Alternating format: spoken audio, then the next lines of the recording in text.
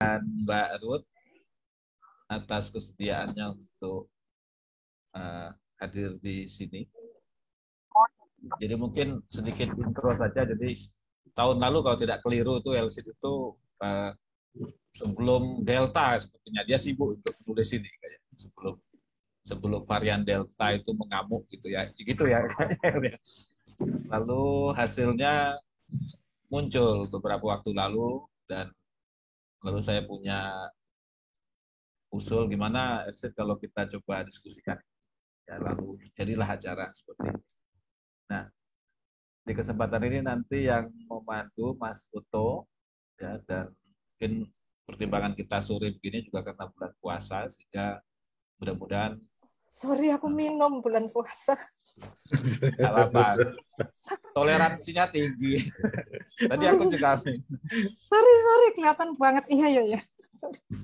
Jadi Mas. sengaja agak sore supaya jelang buka puasa, nanti pas buka puasa mungkin sudah kita bisa selesai. Untuk mempersingkat waktu, silakan Mas Oto. Kita punya waktu nanti sampai jam 6 lah, kurang lebih begitu. Monggo Mas Oto. Terima kasih Pak Alo. Terima kasih atas kesempatan yang diberikan pada saya untuk memandu diskusi sore ini. Diskusi kita sore ini tentang buku Ketidakadilan Sosial, Kapitalisme, dan Demokrasi, catatan dari Penjuru Indonesia tahun 2021. Buku ini dieditori oleh Bung Domingus L. Sidley, yang nanti akan menjadi salah satu narasumber, dan Bung Jarwoto. Buku ini diterbitkan oleh ISJN, Indonesia Social Justice Network, pada Desember 2021 yang lalu. Jadi ini masih fresh. Bukunya ini, moga-moga kelihatan. Konteks diskusi kita sore ini, meski Indonesia ini sudah menjadi negara merdeka berpuluh-puluh tahun, namun ternyata hingga hari ini cita-cita kemerdekaan, yakni keadilan dan kesejahteraan sosial bagi seluruh rakyat Indonesia, ternyata masih juga belum terwujud secara nyata, adil dan merata, dan berkelanjutan. Mengapa ini terjadi? Tentunya ada berbagai macam jawabannya. Ini berdasar paradigma masing-masing. Dan soal ini sudah menjadi bahan diskusi dan perdebatan entah itu akademisi, aktivis sejak dulu, termasuk dekade 80-90-an, di mana sebagian dari kita mungkin pernah mengikutinya.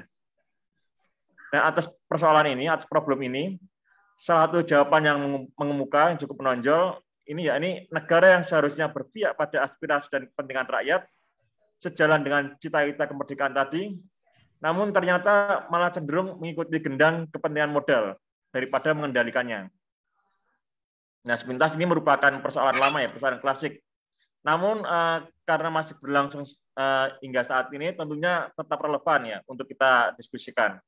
Dan butuh mencari inspirasi apa yang menjadi jawabannya. Buku ini ikut menegaskan aspirasi tersebut, sehingga layak untuk kita bicarakan, kita diskusikan sore ini. Untuk lebih jelasnya, sore ini sudah hadir di tengah-tengah kita. Yang pertama, Bung Domingus L. Sidley, atau biasa dipanggil Bung Elsid ya, selaku editor sekaligus salah satu kontributor tulisan dalam buku ini. Bung Elsid akan memaparkan secara singkat namun jelas ya, mohon, tentang apa yang menjadi konteks atau latar belakang buku ini dan secara garis besar apa isi buku ini. Bung Elsid ini kalau boleh menyampaikan sedikit tentang profilnya. Beliau adalah Direktur Eksekutif IRGSC, Institute of Research Governance and Social Change, sebuah lembaga think tank yang berbasis di Kupang, Nusa Tenggara Timur. Beliau juga menjadi moderator dalam forum Akademia Nusa Tenggara Timur. Bung Elsid menyelesaikan S1 Sosiologi di Atmajaya Yogyakarta, jadi orang Jogja juga ternyata. Kemudian PhD di bidang sosiologi dari Birmingham University of Birmingham di Inggris. Beliau juga pernah mengikuti studi postdoktoral di Harvard Kennedy School di Harvard University. Itu tahun 2014-2015. Kemudian nanti setelah Bung Elsit memaparkan tentang buku ini, kemudian akan dilanjutkan dengan Mbak Ruth India Rahayu yang akan membahas secara kritis tentang buku ini, tentang isi buku ini. Dan silakan juga kalau misalkan juga sehubungan dengan paparan Bung Elsit nanti. Kalau boleh memperkenalkan Mbak Yud, Mbak Yud ini ya saya sudah kenal Mbak Yud sejak lama. Beliau adalah aktivis senior dari tahun 80-an. Dia generasi mentor-mentor saya di Yayasan Gening. Mbak Yud ini adalah peneliti feminis. Beliau manajer program di Institut Kajian Kritis dan Studi Pembangunan Alternatif atau INKRIS Penang.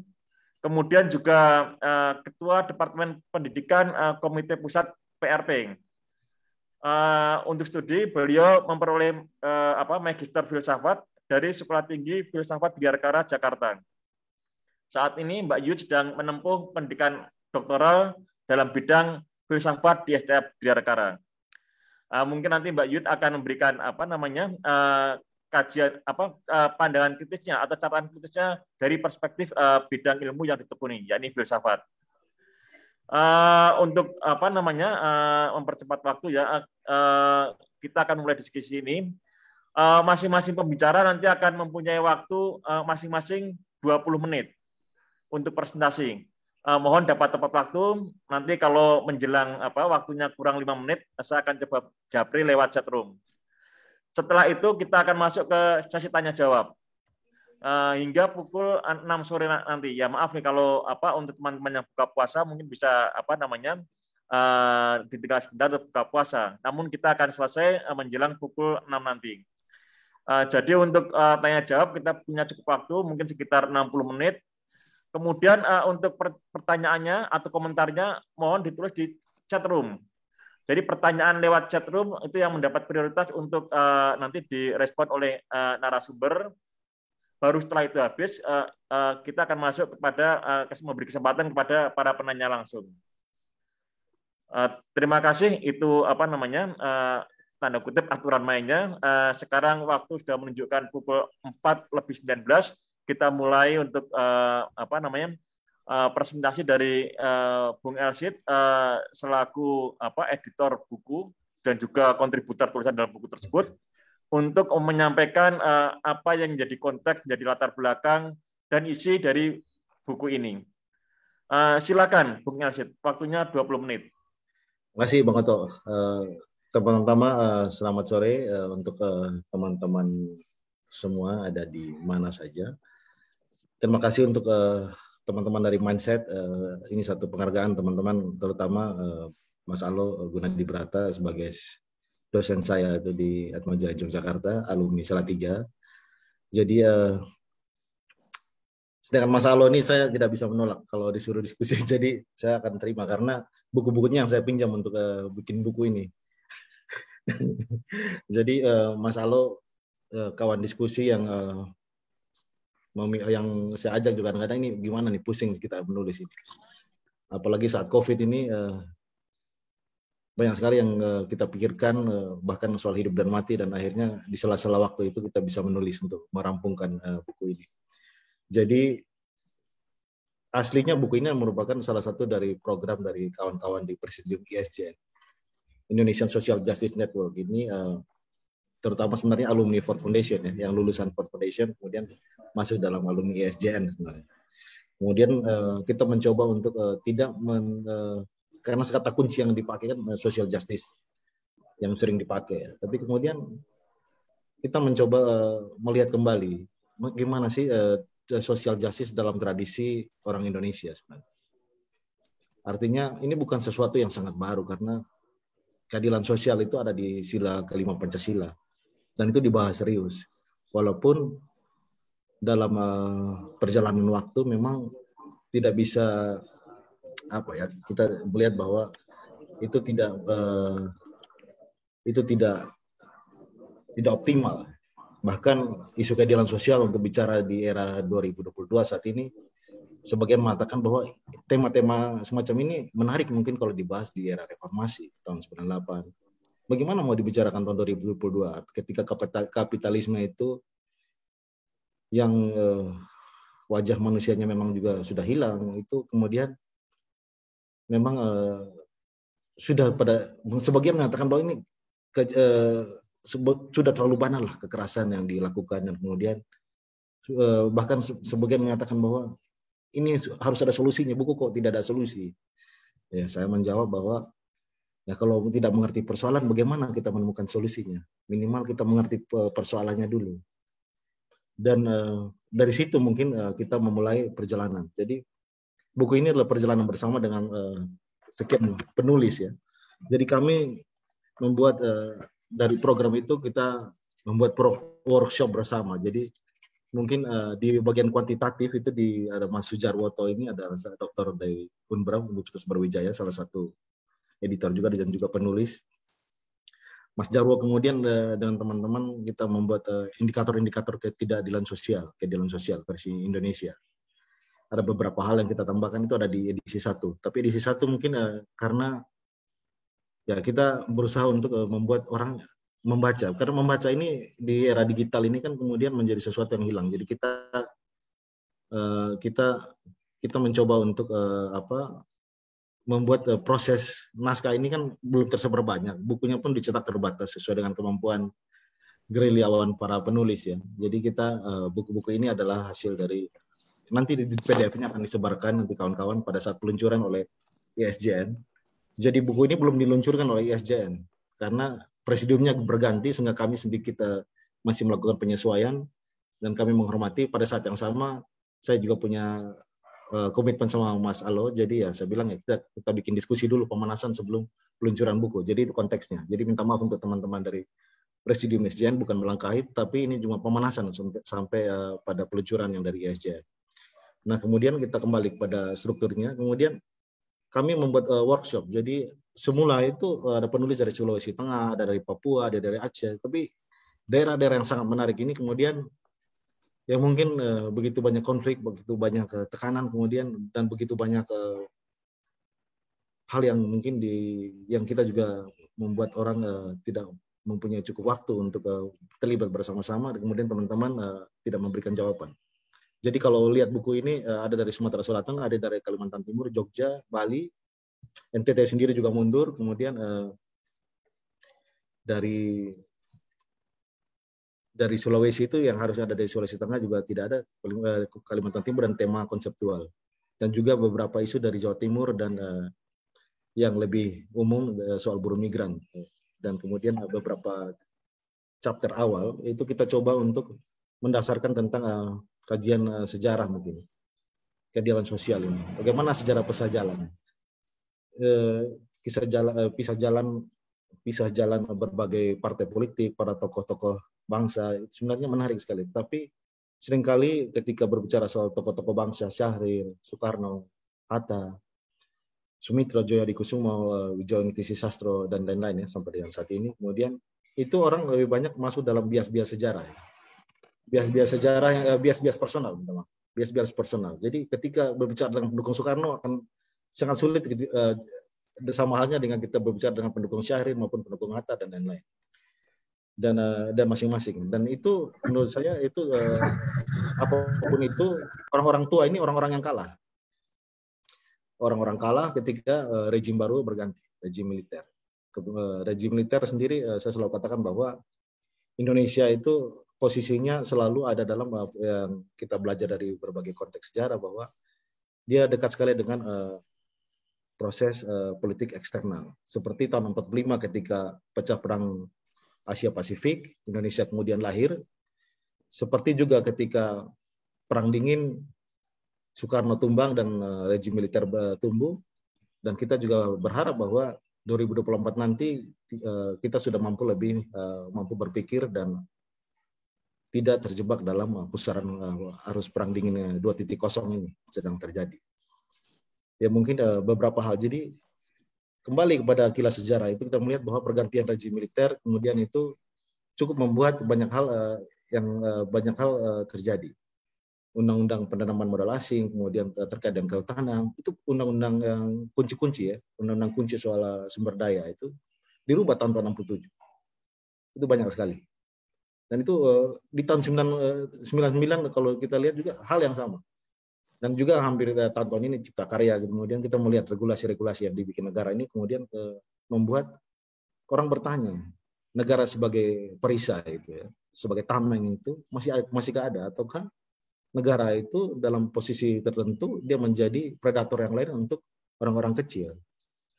Nah, hal yang mendasar yang saat ini menurut saya cukup krusial sedang terjadi di Indonesia adalah konflik antara orang modern dan orang-orang subsisten.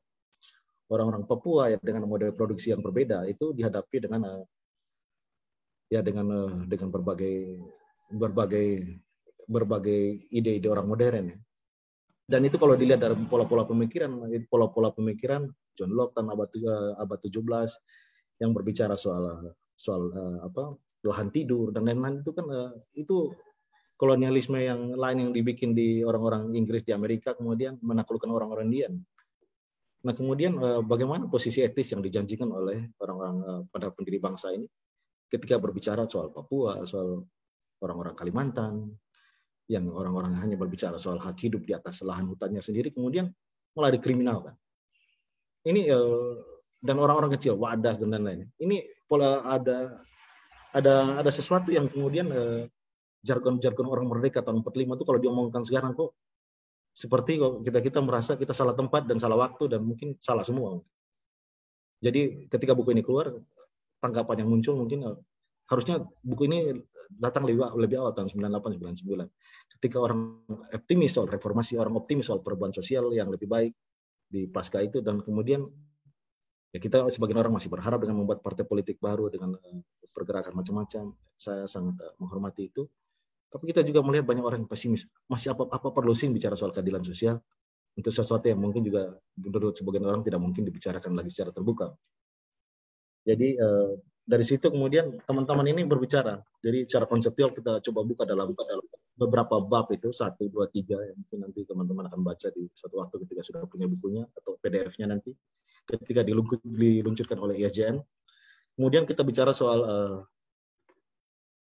bagian pertama, bagian kedua itu soal tanah air dan ketidakadilan sosial. Kita bicara soal masyarakat adat, melacak ketidakadilan sosial dalam produksi ruang di DKI di Jakarta. Ada John Talan dan Ijek untuk Muhammad Reza ya, dari Kruha yang menggunakan studi kasus Kruha. Bagaimana kita lihat bahwa sumber daya air di Jakarta pun dikelola ketika diserahkan kepada private sector itu juga kemudian berimbas untuk orang-orang kecil. Dan teman-teman menelusuri bahwa bagaimana politik ruang di Jakarta itu juga menghasilkan sesuatu yang sebenarnya bukan sesuatu yang baru, karena struktur Jakarta itu mewakili struktur kolonial juga, karena itu, dan teman-teman membuka itu, kira-kira semacam itu. Kemudian teman-teman dari Kalimantan Timur membuka soal bagaimana oligarki tambang bersimbiosis dengan para dinasti di sana, dinasti lokal, dan kemudian bagaimana kita juga mencoba mengukur ya. Kita mencoba mengukur bagaimana sih kalau ketidakadilan sosial itu bukan sekedar diomongkan secara kualitatif, tapi juga dikuantifikasi. Kita bikin indikator, ada 8 indikator. Kita juga tidak melihat bahwa, tidak melupakan bahwa Soeharto dan teman-teman yang berperan di tahun 70-an pernah membuat sekian pemerataan ya. Jargon pemerataan itu ada di bab 2 dan bab 3, mungkin ada sambungan di situ. Kita melihat bagaimana usaha Pak Mubiarto. Pak Mubi sendiri kita coba untuk lihat pemikiran-pemikirannya. Salah satu orang yang mungkin Pak Arif Budiman dan lain-lain, mungkin sesuatu yang lama, tapi saya pikir yang lama dan yang teks lama itu mereka tetap membuat orang gelisah. Kenapa ini tidak dilanjutkan? Kenapa tokoh seperti Pak Mubi kemudian ada yang pemikiran sedang di ujung akhirnya itu kemudian kok kita tidak melanjutkan pemikiran? Artinya ini kalaupun tidak bisa, itu tidak bisanya di sebelah mana? Itu menurut saya itu perlu dibuka kembali. Kemudian dari sisi ini kemudian kita juga melihat diksi sosialisme Indonesia sendiri juga hilang. Jadi kita ada melihat ada satu, kalau saya lihat ini tren Indonesia ini sebenarnya lebih mirip dengan Jerman, Jepang, negara-negara kalah perang. Yang artinya sepasca 65 itu direedukasi oleh orang-orang Amerika. Jadi ini memang kami yang orang-orang Amerika. Jadi artinya sekian sarjana yang sudah disekolahkan, kemudian datang dengan masa ekonomi yang baru. Jadi dengan masa ekonomi yang baru itu kemudian membuat pikiran-pikiran sosialisme itu kemudian diksinya pun juga hilang. Dan saya baru tahu setelah saya baca sosiologi Jerman, Jerman itu juga mengalami reedukasi pasca Nazi. Dan reedukasinya serius. Menurut saya di Indonesia juga mengalami reedukasi. Dan sehingga hari ini kita juga tidak mampu keluar dari kerangkeng reedukasi itu.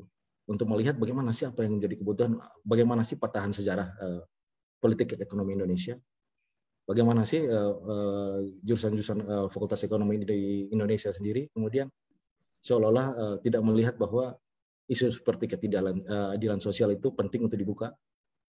Orang bicara soal moral, tapi moral individual. Bagaimana dalam konteks sosial, konteks bernegara? Kalaupun kita berusaha membuat beberapa indikator, salah satu yang kami pinjam adalah indikator eksploitasinya Pak Mubi.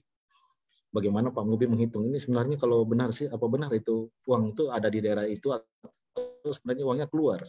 Dan kita mencoba menyandingkan, jadi jargon bahwa pertumbuhan trickle down effect kita hitung-hitung instrumen lama itu kita pakai lagi di angka di tahun-tahun ini, dibaca tahun ini, ternyata masih bermanfaat sebenarnya. Artinya kita juga berbicara bukan cuma soal tata kelola, soal kelembagaan berbagai institusi pemerintahan. Kita juga melihat bahwa watak dasar dari kapitalisme itu apa mungkin sih ini dikerangkeng supaya tidak menjadi sesuatu yang brutal untuk orang-orang di Indonesia. Artinya tidak semua orang mempunyai kemauan yang sama, bisa menggunakan Visa, Mastercard maupun Link atau ATM bersama. Ya. Banyak orang juga masih ada dalam posisi orang-orang non-bank yang tidak berkemampuan berbank, ya. Masih ada di luar sistem finansial saat ini. Dan kemudian tumbukannya menjadi sangat keras. Nah, negara seharusnya mampu menjembatani gap ini, kesenjangan ini. Jadi entah atas nama tambang, entah atas nama kelapa sawit ya. Ini awalnya kita bisa melihat, jadi contoh-contoh kasus kita temukan. Apa sih pikirannya Pak Sumitro Djoyohadikusumo, bapaknya Pak Prabowo itu tahun 70-an? Apakah mereka tidak tahu bahwa ketika hutan-hutan ketika ditebang itu tidak akan kembali lagi? Mereka tahu kok. Tapi mereka mengatakan bahwa ya memang kita kasihkan kutipannya kita ambil dari BIAS itu.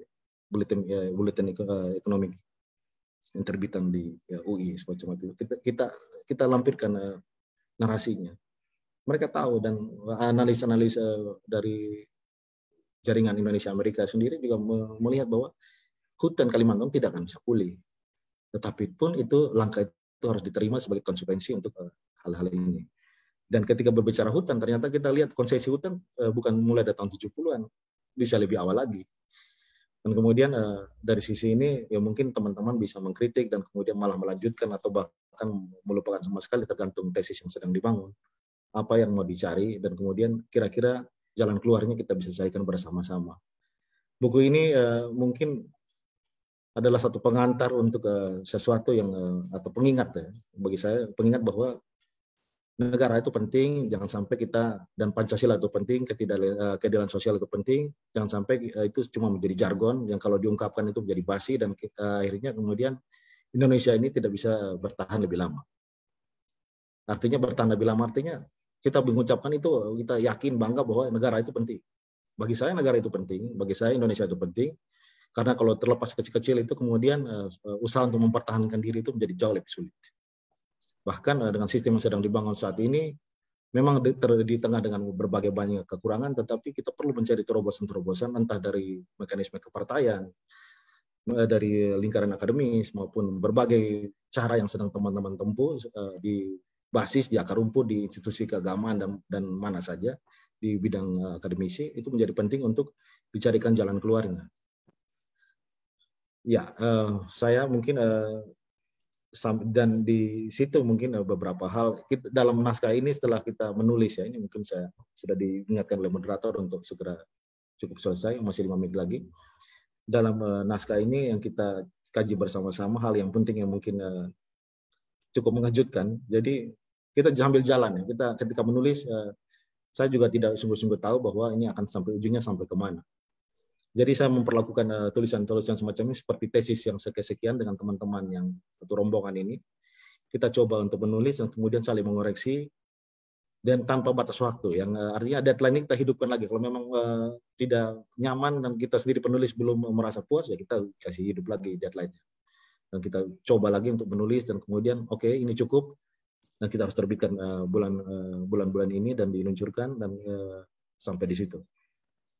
Banyak hal yang mungkin ingin kita kupas, banyak harapan yang kita ingin capai, tapi buku ini mungkin menjadi pengantar untuk melanjutkan karya selanjutnya oleh tim yang sama ataupun teman-teman yang sama sekali baru ataupun dilanjutkan oleh orang lain. Tetapi kami ingin mengingatkan bahwa patahan-patahan sejarah ini harusnya dilanjutkan dan diskusi soal kritik terhadap kapitalisme itu harus berani dibuka dengan biasa-biasa saja tanpa harus merasa bahwa ini kiri kanan atau apapun, dan karena ini dalam masuk sosiologi ini sah gitu.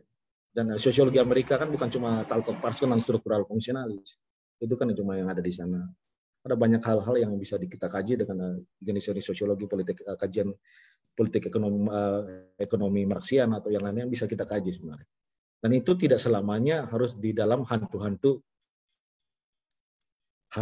yang diciptakan di selama Orde Baru itu. Kita harus bisa keluar, bahkan kita harus bisa mengkritik apa yang kita pelajari dulu. Pada saat ini kita sudah bisa mengambil jarak dari tahun 65 dan kita bisa mengambil jarak dari tahun 45. Walaupun sekarang kita mengkritik Jokowi dan beberapa pemerintahan sebelum ini juga masih terlalu aktual sehingga jarak berbicaranya masih terlalu tipis.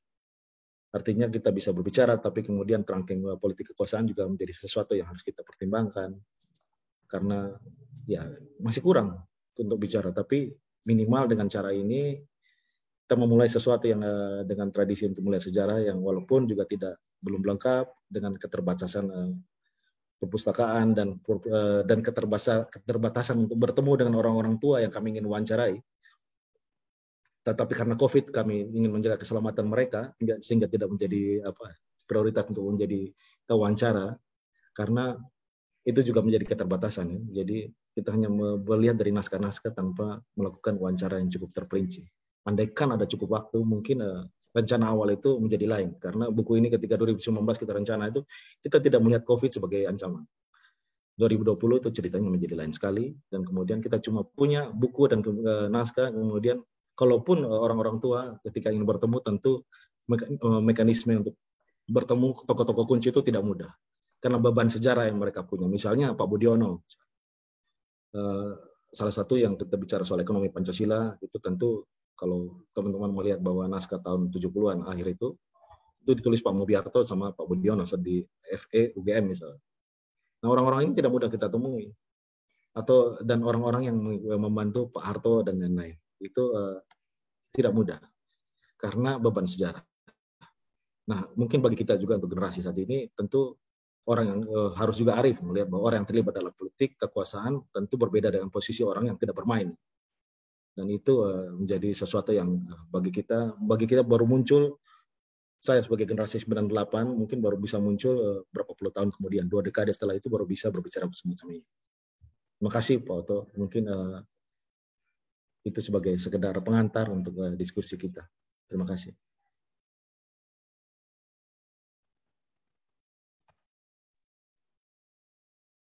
Terima kasih Bung Elsit atas pengantarnya. Saya mungkin tidak akan menyimpulkan ya. Saya operkan langsung ke Mbak Yuyut untuk menyampaikan catatan kritisnya, baik terhadap isi bukunya sendiri maupun apa yang sudah dipaparkan Bung Elsit tadi. Silakan Mbak Yuyut, waktunya 20 menit, jadi sampai pukul 5. Monggo. Ya. Terima kasih Mas Oto. Selamat sore untuk semua kawan. Belum tentu juga catatan saya ini adalah catatan kritis. Bisa jadi ini hanya saya berusaha untuk membingkai dari perspektif yang saya miliki di dalam melihat proyek Indonesia. Pertama, saya ucapkan selamat bahwa buku ini terbit dan kerja keras di tengah lockdown COVID. Saya saja sangat tidak produktif selama lockdown kemarin. Pertama itu, kemudian menurut saya buku semacam ini yang memberikan deskripsi masalah ya tentang Indonesia, saya kira masih tetap relevan untuk diterbitkan saat ini. Tadi Bung Elsit mempertanyakan apakah relevan. Kalau menurut saya relevan karena tulisan-tulisan yang ada di dalam buku ini sesungguhnya merekonfirmasi ya apa yang sudah dicapai oleh Indonesia dalam konteks membangun proyek keindonesiaan selama ini? Apa sih yang sudah dicapai? Bahkan ada reformasi dan segalanya itu, apa yang sebenarnya sudah kita capai? Jadi buku ini merekonfirmasi suatu keadaan yang dapat kita jadikan cermin. Dan pada akhirnya buku semacam ini menurut saya perlu diterbitkan. Saya juga tidak tahu jalan keluar dari seluruh masalah ini apa, tetapi setidaknya ini adalah bagian kontribusi kita untuk menambah atau memberikan kontribusi terhadap politik pengetahuan. Nah, politik pengetahuan ini yang menurut saya harus banyak kita kerjakan ketika politik massa gagal. Kita harus akui bahwa gerakan-gerakan masyarakat sipil, gerakan massa sudah boleh dikatakan gagal secara berturut-turut sesuai dengan episodenya, sudah 65, sudah 98, seluruhnya ini gerakan-gerakan ini menurut saya mengalami kegagalan. Karena itu apa yang dapat kita selamatkan atas kegagalan ini adalah membangun politik pengetahuan. Nah, menurut saya buku ini adalah bagian dari sumbangan kita di dalam membangun politik pengetahuan supaya dibaca oleh siapapun. Itu catatan saya. Jadi cukup bagus gitu ya. Nah, yang kedua, saya tidak terlalu menguasai berbagai isu-isu yang ditulis oleh kawan-kawan, tetapi secara umum apa yang ditulis oleh kawan-kawan ini kalau diabstraksikan secara filosofis berkaitan dengan masalah space dan labor. Nah, space dan labor ini adalah ciri khas yang tumbuh berkembang di dalam pikiran Marxian ya, terutama sejak Lefebvre, karena ide tentang space itu juga dieksploitasi untuk akumulasi kapital itu sejak pemikiran Henry Lefebvre sekitar pasca Perang Dunia Kedua, dan kemudian nanti akan dilanjutkan oleh David Harvey. Nah, justru persis informasi ini membuktikan atau menunjukkan satu bukti ya, bukti ekonomi politik bahwa tesis yang dikemukakan oleh Lefebvre sebagai Marxian dan juga Harvey itu relevan untuk membaca tentang proyek Indonesia sekarang ini. Berkaitan dengan dua konsep yang besar menurut saya adalah tentang space dan tentang labor. Kalau kita ingat agak mundur ketika Indonesia ini digagas dan sesudah merdeka tahun 50-an, ada dua proyek yang sebenarnya gagal dilakukan oleh pendiri bangsa ini. Yang pertama adalah merebut kembali space kolonial dalam bentuk nasionalisasi aset kolonial. Yang berhasil kan baru tentang perkebunan, itu pun perkebunan di Jawa. Bung Elcid sudah menulis di dalam pengantarnya, sementara yang migas dan lain-lain itu tidak terjadi transformasi. Jadi transformasi spasial ini sebenarnya sudah gagal. Dan sampai kemudian sesudah Soekarno sampai ke sini, saya tidak pernah mendengar ada upaya untuk transformasi spasial. Nah, yang kedua sebenarnya proyek itu transformasi spasial ini mau dilakukan melalui gerakan reforma agraria dan semua gagal. Jadi ada dua proyek pengambil alihan aset kolonial atau kalau bahasa yang lebih abstrak adalah pengambil alihan spasial itu gagal sebenarnya. Gagal dikerjakan dan itu ujungnya 65 semua. Dan sudah itu kita tidak pernah mendengar lagi. Kemudian reformasi 98 tidak pernah berpikir tentang pengambil alihan spasial ini. Nah, itu yang pertama. Yang kedua, kalau bicara tentang spasial, yang nanti ujungnya pangkalnya adalah soal akumulasi primitif, yang kedua adalah soal labor. Tulisan kawan-kawan mengkonfirmasi bahwa eksploitasi itu tidak hanya pada ranah spasial, tetapi juga ranah labor. Bagaimana masyarakat-masyarakat rural, yang tadinya rural, yang melakukan kerja untuk membangun reproduksi sosial dan membangun relasi-relasi sosial, kemudian itu dipatahkan dengan industrialisasi, terutama setelah ekstraksi, relasi sosial itu kemudian menjadi relasi komoditas. Dan di sini kemudian tenaga kerja yang tadinya bersifat sosial menjadi bersifat komoditas. pengertian labor juga menjadi berubah. Dan Indonesia dengan melemahnya gerakan buruh, tidak hanya sebelum 65, tetapi juga makin ke sini, setelah reformasi ini melemah, maka kemudian perebutan kembali labor ini juga makin jauh dari kenyataan. Dan labor kita justru tetap berada di dalam satu eksploitasi. Jadi soal spasial dan labor ini menurut saya memang satu masalah yang mengabstraksikan dari seluruh tulisan kawan-kawan. Nah, problem spasial itu kan kalau kita menurut Marx, kita semua kawan-kawan pasti sudah tahu, ini kan merupakan pangkal atau ujung ya, yang kalau ditarik ke belakang ini berakar dari akumulasi primitif di masa kolonial. Dan akumulasi primitif itu ternyata terjadi sampai pada era neoliberal sekarang. Di awal dulu, akumulasi primitif tentu tujuannya untuk kolonialisme. Dan itu banyak kisah yang bisa kawan-kawan catat, bagaimana di Jawa, melalui cultural style itu, kemudian yang saya dengar di NTT dalam rangka konsolidasi pemerintahan kolonial abad 19, itu bahkan menghancurkan sandalwood itu apa? Cendana, petani-petani cendana, petani-petani lontar, dan sebagainya. Termasuk juga di Maluku, petani-petani rempah. Banyak kisah tentang itu yang tampaknya ke depan masih bisa digali oleh kawan-kawan. Bagaimana akumulasi primitif itu dilakukan pada pasca kolonial dan kemudian bisa kita bandingkan dengan pada masa neoliberal sekarang.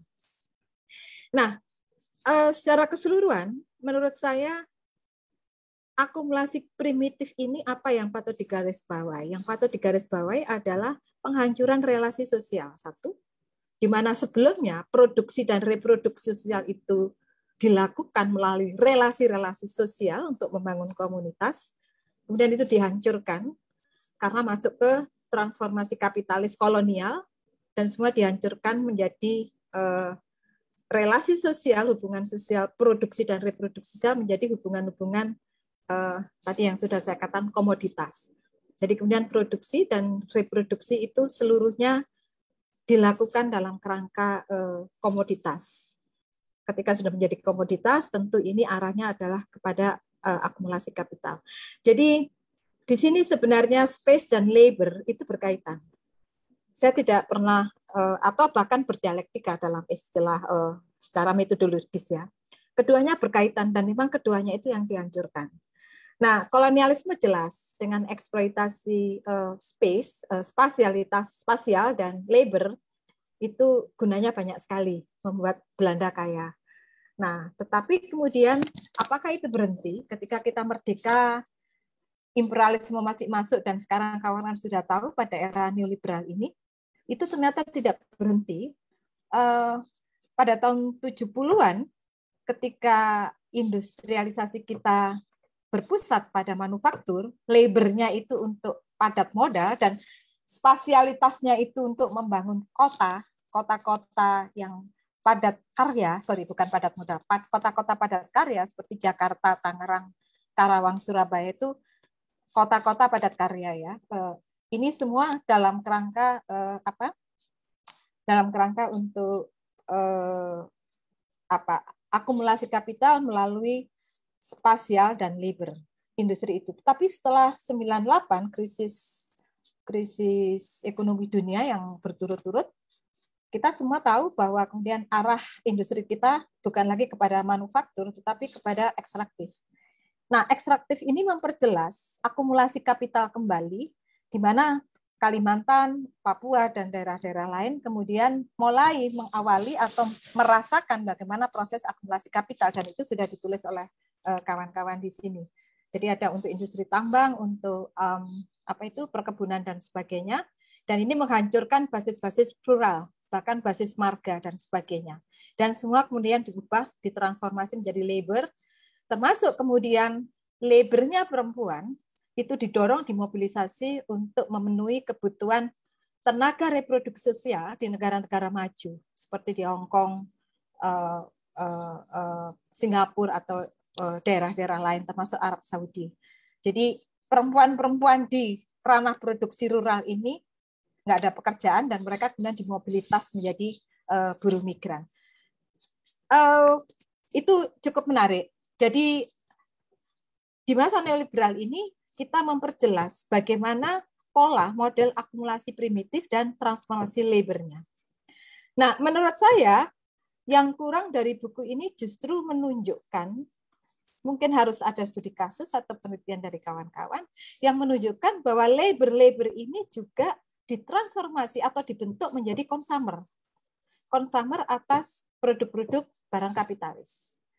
Tidak hanya menyangkut yang manufaktur, tetapi juga yang berhubungan dengan industri ekstraktif. Seperti sekarang ini misalnya minyak goreng, baterai litium dari nikel. Kita semua siapa yang nggak konsumsi baterai? Siapa yang nggak konsumsi minyak goreng dan lain-lain? Dan kelihatan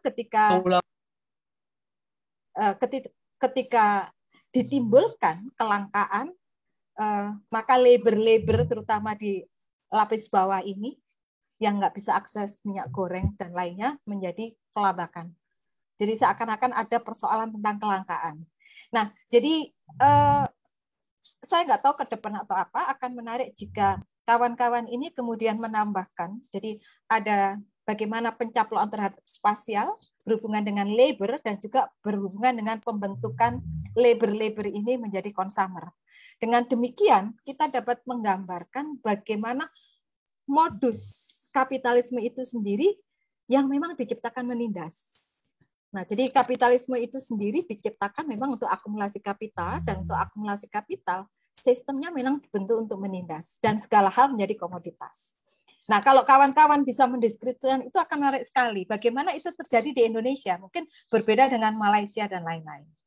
Itu tadi catatan saya yang tentang consumer, posisi labor sebagai consumer itu akan menarik kalau di riset. Dan misalnya sekarang bagaimana orang menjadi consumer dari HP, teknologi tinggi, itu nggak hanya terjadi di kalangan urban, tetapi juga di kalangan rural. Dan itu juga menjadi satu persoalan yang kadang-kadang tidak kita anggap sebagai masalah, tetapi itu sangat besar menimbulkan masalah. Itu catatan saya. Catatan yang lain, sesungguhnya dari tulisan kawan-kawan ini menunjukkan atau mengkonfirmasi teorinya David Harvey tentang uneven geographical development. Jadi ternyata penghisapan atau eksploitasi itu selalu berdasarkan spasial itu terjadi dan ini dipelihara dari suatu ruang yang kurang maju oleh ruang yang lebih maju. Ya, kita bisa lihat desa terhadap kota, atau yang kota itu pasti akan eksploitatif terhadap desa. Yang kota sedang kabupaten dieksploitasi oleh kota level provinsi dan sebagainya sampai global. Apa yang dieksploitasi? Tetap kalau saya lihat adalah spasial dan labor. Spasialitasnya apa? Anda tahu bahwa untuk membangun sebuah kota modern, apa yang dicaplok? Ruang, spasial. Untuk apa? Untuk perumahan, untuk bangunan kantor, pabrik, bangunan-bangunan komersil lainnya yang menjadi wadah masyarakat untuk punya daya konsumsi tinggi atau punya need untuk berkonsumsi tinggi. Nah, jadi cukup menarik bahwa uneven geographical development ini juga terjadi sebenarnya di Indonesia, dan kapitalisme bekerja lewat situ. Maka kemudian kenapa ada Indonesia Timur kayaknya lebih mundur, terbelakang dari Indonesia Tengah lebih terbelakang daripada Indonesia Barat. Dan kebutuhan Indonesia Barat yang padat modal, yang lebih modern, itu kemudian dia akan mencaplok, mengambil buruh-buruh, baik untuk produksi maupun reproduksi sel dari Indonesia Tengah. Anda tahu ini pasti permintaan supply demand itu terjadi. Berkaitan dengan labor dari yang maju ke yang lebih mundur atau lebih terbelakang. Dan yang lebih terbelakang ini nanti akan juga mengambil demand labor dari daerah yang kurang maju. Urbanisasi bahkan buruh migran itu sesungguhnya terjadi karena konsep uneven geographical development, dan ini juga masih mengambil pola-pola kolonial dan itu dipelihara. Kita bisa ambil cerita itu panjang, kalau kawan-kawan mau hubungkan dengan sejarah, maka coba kita lihat apakah relasi historis berkaitan dengan labor dan spasial saja, pada masa kolonial di Flores misalnya, itu masih terpelihara dengan sekarang di Jakarta. Dulu Belanda mengambil budak-budak dari Bali, dari Ambon. Nah, kalau kita lihat dalam masa neoliberal ini, apa itu pola itu masih ada atau berubah, bertransformasi, tapi berubahnya seperti apa? Mungkin bukan budak, tetapi dalam bentuk-bentuk yang lain. Nah, ini saya kira juga akan menarik untuk melihat hubungan antara uneven geographical yang kalau melihat ke Indonesiaan ya, jadi jangan hanya melihat Papua, Kalimantan, Sumatera, tetapi itu mesti dihubungkan di dalam konteks uneven geographical development. Apa sih makna eksploitasi di Papua, makna eksploitasi tambang di Sulawesi atau di Kalimantan atau di Sumatera? Makna itu apa? Kalau kita kaitkan di dalam sebuah konteks tentang uneven geographical development. Dan menurut saya sekarang itu nyambung, dan ini mengkonfirmasi teori David Harvey mengenai uneven geographical development, dan neoliberalisme itu justru sukses karena menggunakan dasar-dasar ini. Nah, maka kawan-kawan, kalau kemudian kita bicara tentang keadilan sosial, saya sendiri bertanya, apakah keadilan sosial itu masih ada ruangnya di dalam situasi kapitalisme neoliberal sekarang ini? Karena di satu pihak, kapitalisme ini membuat manusia menjadi atom. Tadi kan saya sudah cerita pada awal, akumulasi primitif yang dihancurkan adalah relasi sosial. Kalau kita melihat keluarga dari extended family, dari marga menjadi keluarga batik, dan sekarang keluarga batik ini dipecah lagi menjadi keluarga atom, menjadi individu. Dan itu bisa kelihatan dari sejarah buruh migran misalnya. Istri kerja di mana, suami di mana, anak di mana, dan semua menjadi atom-atom. Atom-atom. Dan apa yang menguntungkan dari atom ini atau penghancuran sosial ini? Atomisasi sosial ini menguntungkan nanti dari aspek konsumer. Mereka dibentuk sebagai consumer. Semakin atom masyarakat ini, maka kebutuhan need-nya untuk mengkonsumsi barang akan semakin tinggi. Contohnya sabun. Kalau dulu dalam keluarga besar, sabun cukup satu. Tetapi ketika keluarga besar, bapak, ibu, dan anak dipecah menjadi 3, maka kebutuhan sabun menjadi 3. Maka belanja konsumsi atas sabun itu menjadi lebih banyak.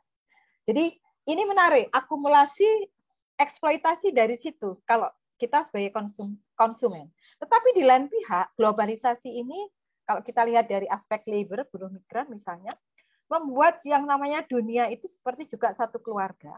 Reproduksi sosial adalah reproduksi sosial global, sedemikian rupa sehingga kita nggak bisa lagi melihat yang namanya orang Indonesia itu otonom sebagai Indonesia. Yang ada sudah diaspora dan lain-lain. Tetapi apa hal ini hubungannya dengan akumulasi kapital? Tentu saja hubungannya tetap kepada konsumerisme. Karena buruh migran sebagai contoh, atau buruh-buruh dari NTT yang kerja di Jakarta misalnya, ketika mereka melakukan bermigrasi, maka mereka juga menjadi konsumen. Kebutuhan konsumnya akan meningkat, terutama terhadap barang-barang yang disebut modern dan sebagainya. Sama, jadi menurut saya bagaimana akumulasi kapital atau eksploitasi ini melalui konsumerisme itu sangat luar biasa. Yang namanya kota dibentuk modern tidak lain juga sekaligus kota untuk menyediakan barang konsumsi yang lebih modern. Mau kafe, kayak mau apa dan sebagainya. Jadi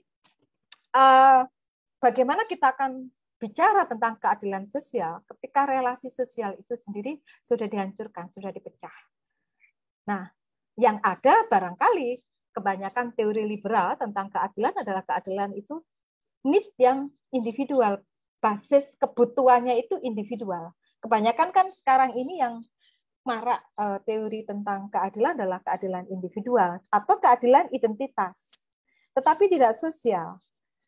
Pengertian saya tentang keadilan sosial merujuk pada Marx itu bukan berdasarkan identitas, bukan etnik atau apa, tetapi sosial dalam arti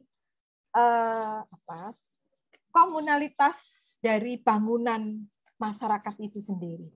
Nah, ini yang harus kita gali. Kalau tadi kawan Bung Elcit ingin menggali pikiran lama, cobalah digali kembali. kesosialan apa yang hilang dari kita sedemikian rupa sehingga keadilan sosial itu makin jauh dari kita. Adanya keadilan individual. Nah, tentu kalau kita bicara keadilan sosial, kita harus menengok kepada diktum-diktum tadi yang sudah saya utarakan. Apa yang harus direbut supaya keadilan itu menjadi sosial? Menurut saya adalah geografi, ruang, di mana kesosialan hidup, labor sebagai labor sosial, karena labor kan sudah jadi komoditi. Yang ketiga adalah sebagai konsumen. Jadi jangan konsumen atas komoditas dan kemudian diciptakan fetish memuja barang komoditas, tetapi konsumen atas sesuatu yang dihasilkan secara sosial. Ini kan yang hilang. Masyarakat adat pun, saya tahun lalu diajari masyarakat adat untuk melihat well-being. Saya melihat masyarakat adat itu nggak bulat, bergradasi. Saya melihat, ukuran saya melihat gradasi adalah, pertama, apakah masyarakat adat itu dengan sumber daya alamnya atau dengan cara produksinya, dalam 1 tahun masih bisa memenuhi sendiri tanpa belanja. Itu satu. Yang kedua, apakah tenaga kerjanya masih tenaga kerja sosial, tidak hire membayar tenaga upah. Nah, saya menemukan yang solid itu ada di Mului, dekat tetangga calon ibu kota kita tuh di Kabupaten Penajam Pasir, Kabupaten Pasir ya. Kalau saya bandingkan, saya nggak tahu bagaimana Papua, karena kemarin hanya Mului, kemudian Marapu. Marapu sudah 50% karena pertaniannya mulai didukung oleh tenaga kerja upahan. Atau masyarakat adat yang di Kasepuan, Jawa Barat, itu juga sudah 50%. Jadi itu menandakan apa? Yang tadinya kita punya asumsi bahwa basis sosial masih hidup di Indonesia ini dalam bentuk komunitas adat, itu pun sebenarnya sudah tergerogoti oleh proses-proses kapitalisme neoliberal ya, sekarang neoliberal, tapi proses-proses kapitalisme yang lebih dasar, yang menggerogoti spasial mereka, labor mereka, dan akhirnya mereka juga dijadikan konsumen. Dan saya menemukan riset beberapa teman di pelosok daerah Mahakam itu, masyarakat Sungai, itu pun konsumsinya sudah luar biasa, nggak hanya HP, tapi juga baju-baju modern dan lain-lain, tas dan lain-lain. Sudah sampai ke sana. Mereka sebagai konsumen maju, tetapi sebagai labor mereka tetap tertindas. Walaupun maju sebagai konsumen ini juga eksploitatif di dalamnya. Jadi menurut saya kemudian keadilan sosial ini menjadi omong kosong untuk situasi sekarang tanpa kita menumbuhkan kembali makna kesosialan. Nah, saya nggak tahu, coba digali pikiran-pikiran lama, apakah dari Hatta atau dari siapa, tentang gotong royong dan lain-lain, mungkin itu bisa digali lagi untuk menumbuhkan politik pengetahuan kita mengenai kesosialan. Seperti itu ya, apa Soekarno atau yang lain, tetapi ini hilang gitu ya, makna kesosialan ditumbuhkan, supaya Pancasila pasal 5 itu nggak hanya jargon, karena sungguhnya sudah nggak ada kesosialan. Nah, jadi itu catatan saya. Jadi keadilan sosial itu hanya mungkin kita capai jika pertama syaratnya adalah kesosialan itu, relasi sosial itu kita rebut kembali dari atomisasi masyarakat yang ada sekarang ini. Saya yakin bahkan sampai Papua pun atomisasi sudah terjadi melalui industrialisasi ekstraktif. Jadi berat yang dikatakan, dan saya tidak tahu juga bagaimana jalan keluar dari ini. Saya tidak punya resep, karena harapan saya yang terakhir tentang gerakan rakyat. Gerakan rakyat ini kan sebenarnya cita-cita membangun kesosialan kembali, merebut atomisasi, melawan komoditisasi dan sebagainya. Tetapi itu pun sekarang hancur. Nah, maka lewat mana kita akan membangun keadilan sosial? Karena lewat negara kita sudah menjadi negara neoliberal, maka posisinya tidak akan tidak mampu, tidak akan punya konsep mengenai keadilan sosial, karena negara neoliberal justru persis dibangun untuk menciptakan ketidakadilan itu sendiri. Dia hanya aparatus, state aparatus kan, hanya sebagai aparat dari rejim neoliberalisme. Sementara rejim neoliberalisme tetap menghendaki investasi dan perdagangan bebas itu terjadi tanpa campur tangan negara. Karena itu goal yang kemarin Undang-Undang Cipta Karya, Cipta Kerja atau Cipta Karya, Cipta Kerja itu sesungguhnya menunjukkan keberhasilan Indonesia sebagai aparatus rejim neoliberalisme. Karena Undang-Undang Cipta Karya itu sesungguhnya di dalamnya memang eksploitasi labor, dan yang lain sebenarnya adalah eksploitasi spasial. Kalau kita kaitkan Cipta Karya juga dengan beberapa undang-undang dan peraturan di Kementerian ESDM atau yang lainnya. Saya kira itu catatan saya. Jadi menurut saya kawan-kawan jangan berhenti untuk tetap riset dan tolong diriset tentang aspek konsumerisme atau bagaimana labor ditransformasi menjadi konsumen di daerah-daerah. Informasi itu kurang. Di kalangan urban mungkin ada, Jakarta, tetapi saya tidak tahu bagaimana itu di pelosok Papua misalnya, atau pelosok NTT.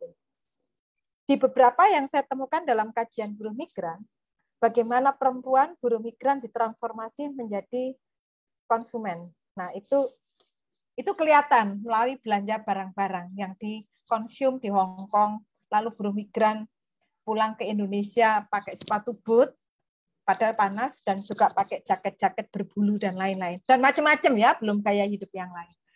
Nah, saya tidak tahu, misalnya itu kaitannya dengan industri ekstraktif. Bagaimana industri ekstraktif mengubah labor menjadi juga consumer. Nah, itu masih menurut saya masih sedikit penelitian itu, bahkan mungkin sependek pengetahuan saya masih belum intensif dan belum ada. Kalau kawan-kawan bisa menambahi ke sana, maka bisa memperjelas proyek Indonesia ini kegagalannya sampai sejauh mana. Dan kita belum punya cara untuk keluar dari sana, karena sistem ini sendiri eksploitatif, dan kita masuk di dalam sistem seperti itu. Kecuali revolusi, tetapi soal lain ya. Kalau Marx jelas mengubah ini semua, modus kapitalisme adalah dengan revolusi. Tapi bukankah revolusi semakin jauh dari kenyataan? Saya kira itu, Mas Oto. Terima kasih. Terima kasih, Mbak Yuyut. Saya mungkin juga tidak akan menyimpulkan apa yang disampaikan Mbak Yuyut. Namun ada hal yang menarik ya. Oh ya, di chat room sudah ada 2 pertanyaan. Namun sebelum saya membaca pertanyaannya, saya akan meminta sedikit klarifikasi ini atau juga penjelasan baru dari para narasumber ya. Kepada Mbak Yuyut. Tadi Mbak Yud menyampaikan, kalau saya nggak salah ingat ya, bahwa bagaimana kita akan bicara soal keadilan sosial, soal komunalitas, kalau relasi sosial itu dihancurkan. Untuk supaya menuju ke keadilan sosial tadi, relasi sosial ini yang perlu kita rebut ya. Tadi Mbak Yud menyinggung soal politik pengetahuan. Nah, ini mungkin Mbak Yud bisa sedikit mengelaborasi apa ini yang dimaksud dengan politik pengetahuan ini, Mbak. Mungkin ini baru bagi sebagian dari kita di sini, mungkin ya. Namun menurut saya perlu dielaborasi. Kemudian juga ada masukan tadi dari atau rekomendasi dari Mbak Yud tentang buku ini.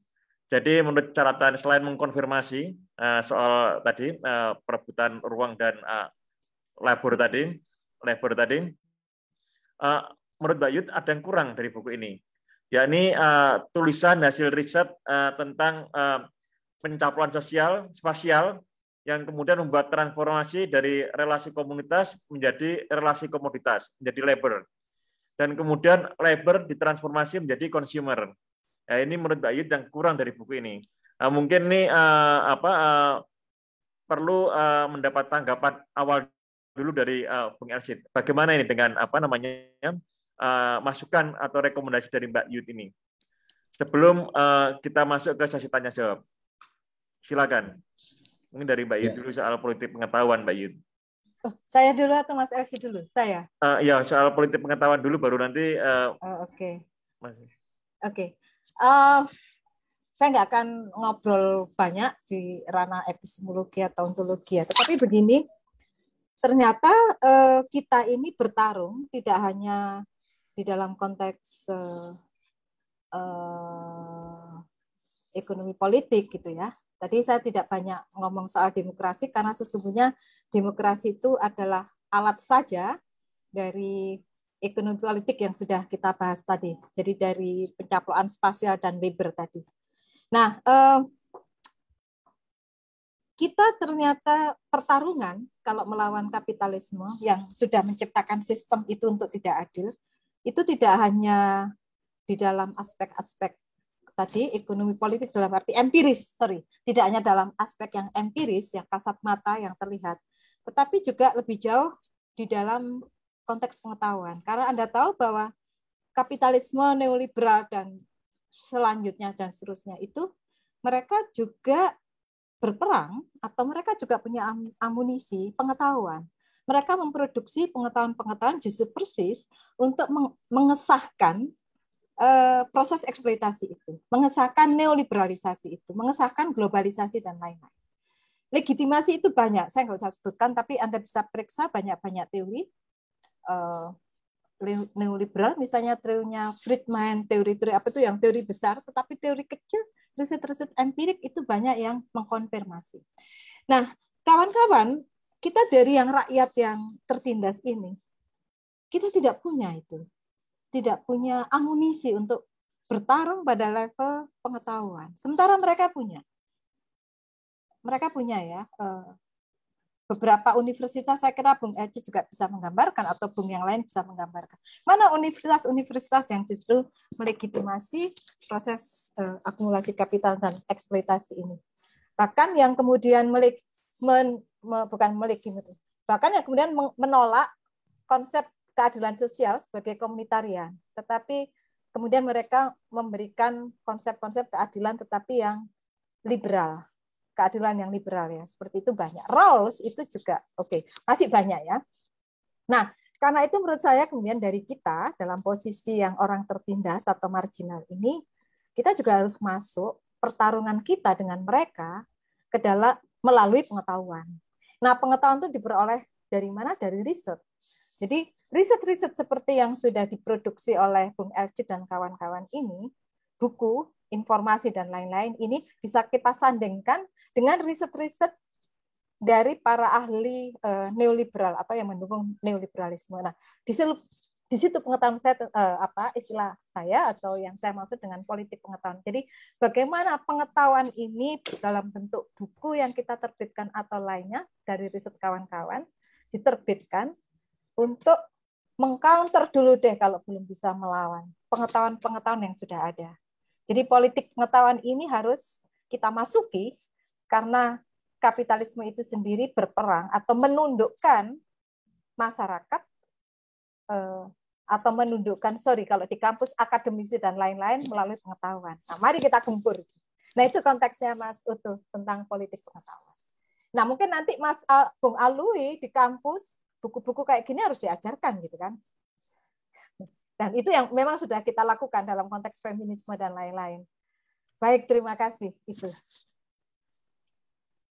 Sudah menjawab atau masih belum? Ada lagi yang belum? Clear Mbak, menjawab Mbak, sangat jelas.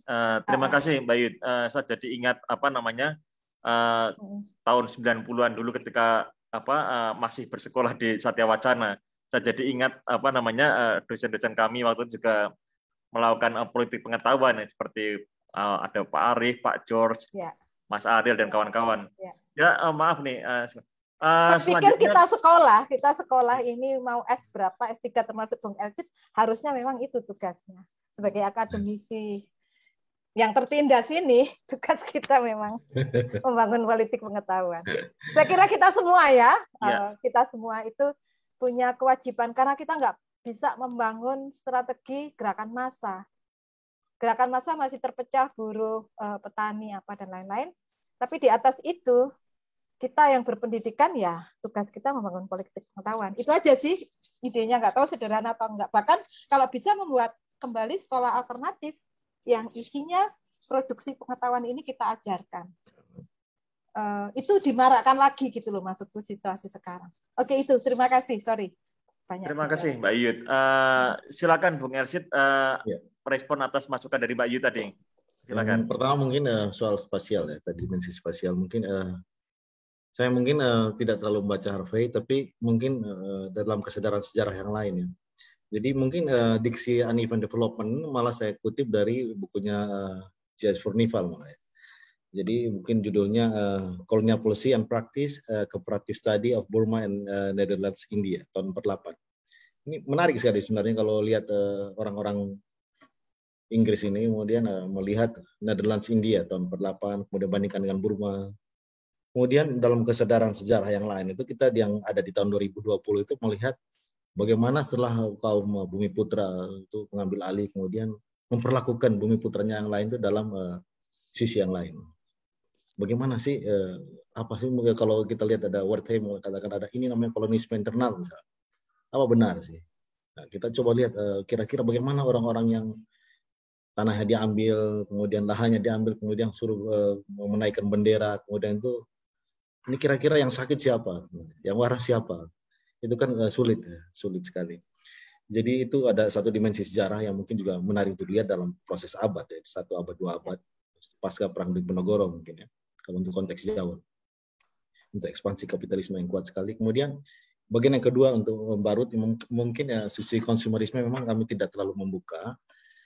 Ya kita terbatas sekali untuk membuka, walaupun kita juga sadar bahwa misalnya ada teman yang mungkin dari Hong Kong ya, yang membuka Eileen Sang namanya. Dia membuka bagaimana politik RRC dalam politik kewarganegaraan, mengubah yang menurutnya para kader itu menjadi jangan jadi kader-kader partai PKC yang kritis-kritis, tapi jadilah konsumen yang baik hati. Silakan berbelanja sepuasnya, kira-kira seperti itu. Ya. Dan itu tren di RRC. Yang dalam kacamata yang lain itu juga terjadi misalnya di kota-kota besar di Jawa dan kemudian juga segelintir kita yang punya uang ya. Jadi ini kita punya riset yang lain mungkin yang pada saatnya akan dikeluarkan Mbak Ruth. Itu jadi kalau untuk buruh migran itu misalnya yang dalam riset yang kami lakukan misalnya di Timor itu pengeluaran paling besar itu bukan yang mungkin ada yang semacam itu, mungkin ada beberapa, tapi dalam pengeluaran terbesar untuk ketika untuk mereka yang pergi itu berkorban untuk keluarga. Itu yang pertama itu satu untuk bangun rumah. Jadi karena diksi bahwa ini rumah itu rumah bulat dengan rumput itu ada rumah orang miskin itu harus jadi tembok dan lantai itu kan ukuran indikator kemiskinan. Ya. Lantai sekian berapa meter itu kan BPS itu jelas. Itu mereka harus berusaha untuk tidak miskin.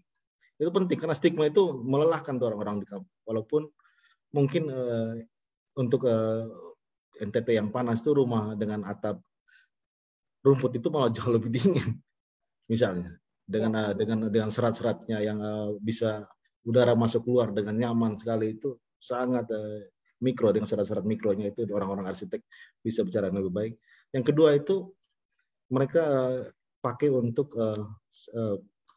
maka yang pertama tadi kalau tidak salah antara makan minum jadi makan minum orang-orang. Jadi yang di kampung-kampung itu di kampung kami itu kekalahan orang subsisten itu jadi mulutnya ada di sini tapi ya mereka istilahnya mulut kami di luar, perut kami ada di sini.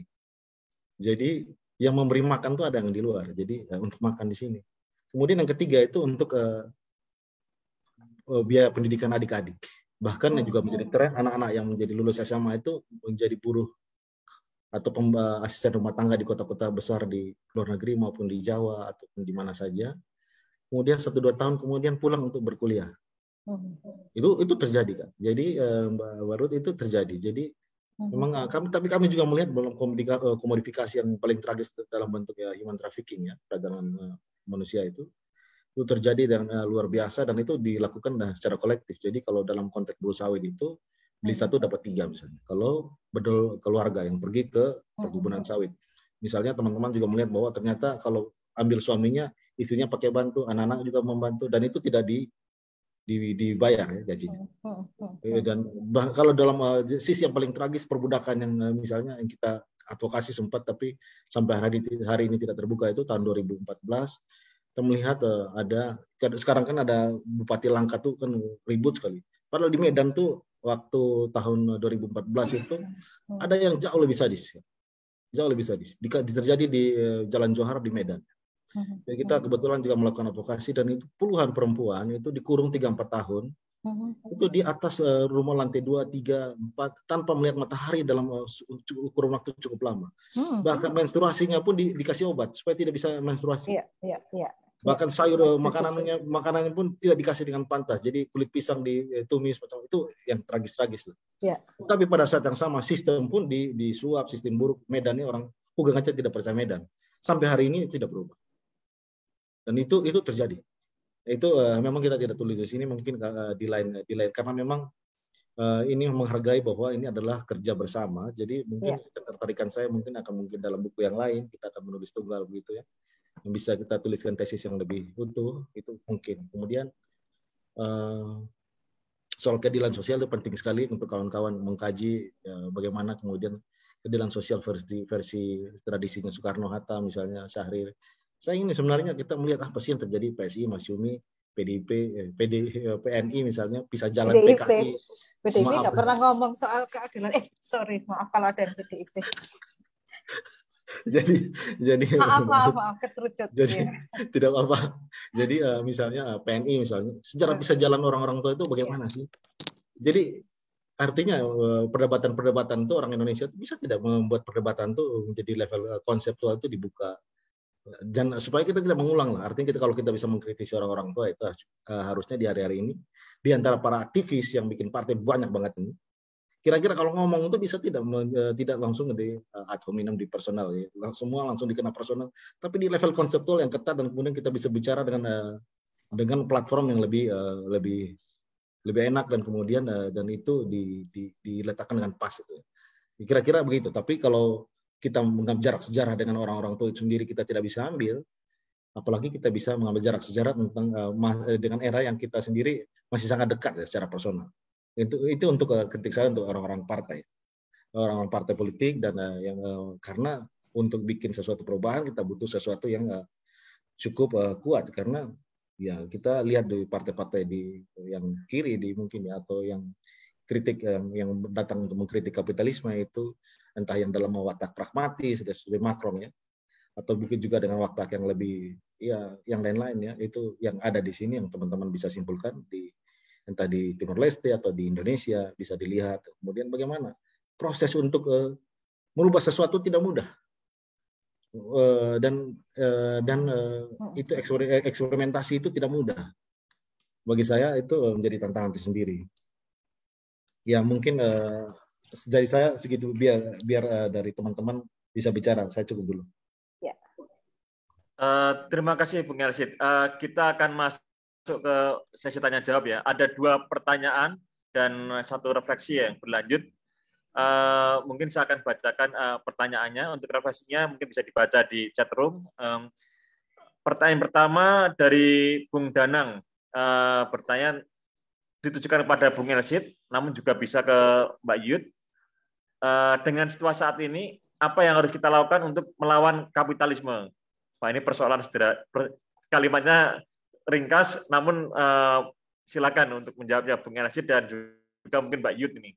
Kemudian pertanyaan kedua dari Bung Ignatius Aryono, beliau tertarik dengan buku dan tema ini. Pertanyaannya untuk Mas Elsid dan Mbak Yud, bagaimana konsep humanisme dapat dimasukkan ke dalam ketiga konsep keadilan sosial, kapitalisme, dan demokrasi. Terima kasih. Ini 2 pertanyaan untuk Bung Elsid dan Mbak Yud. Silakan. Mungkin sekarang dibalik Bung Elsid duluan.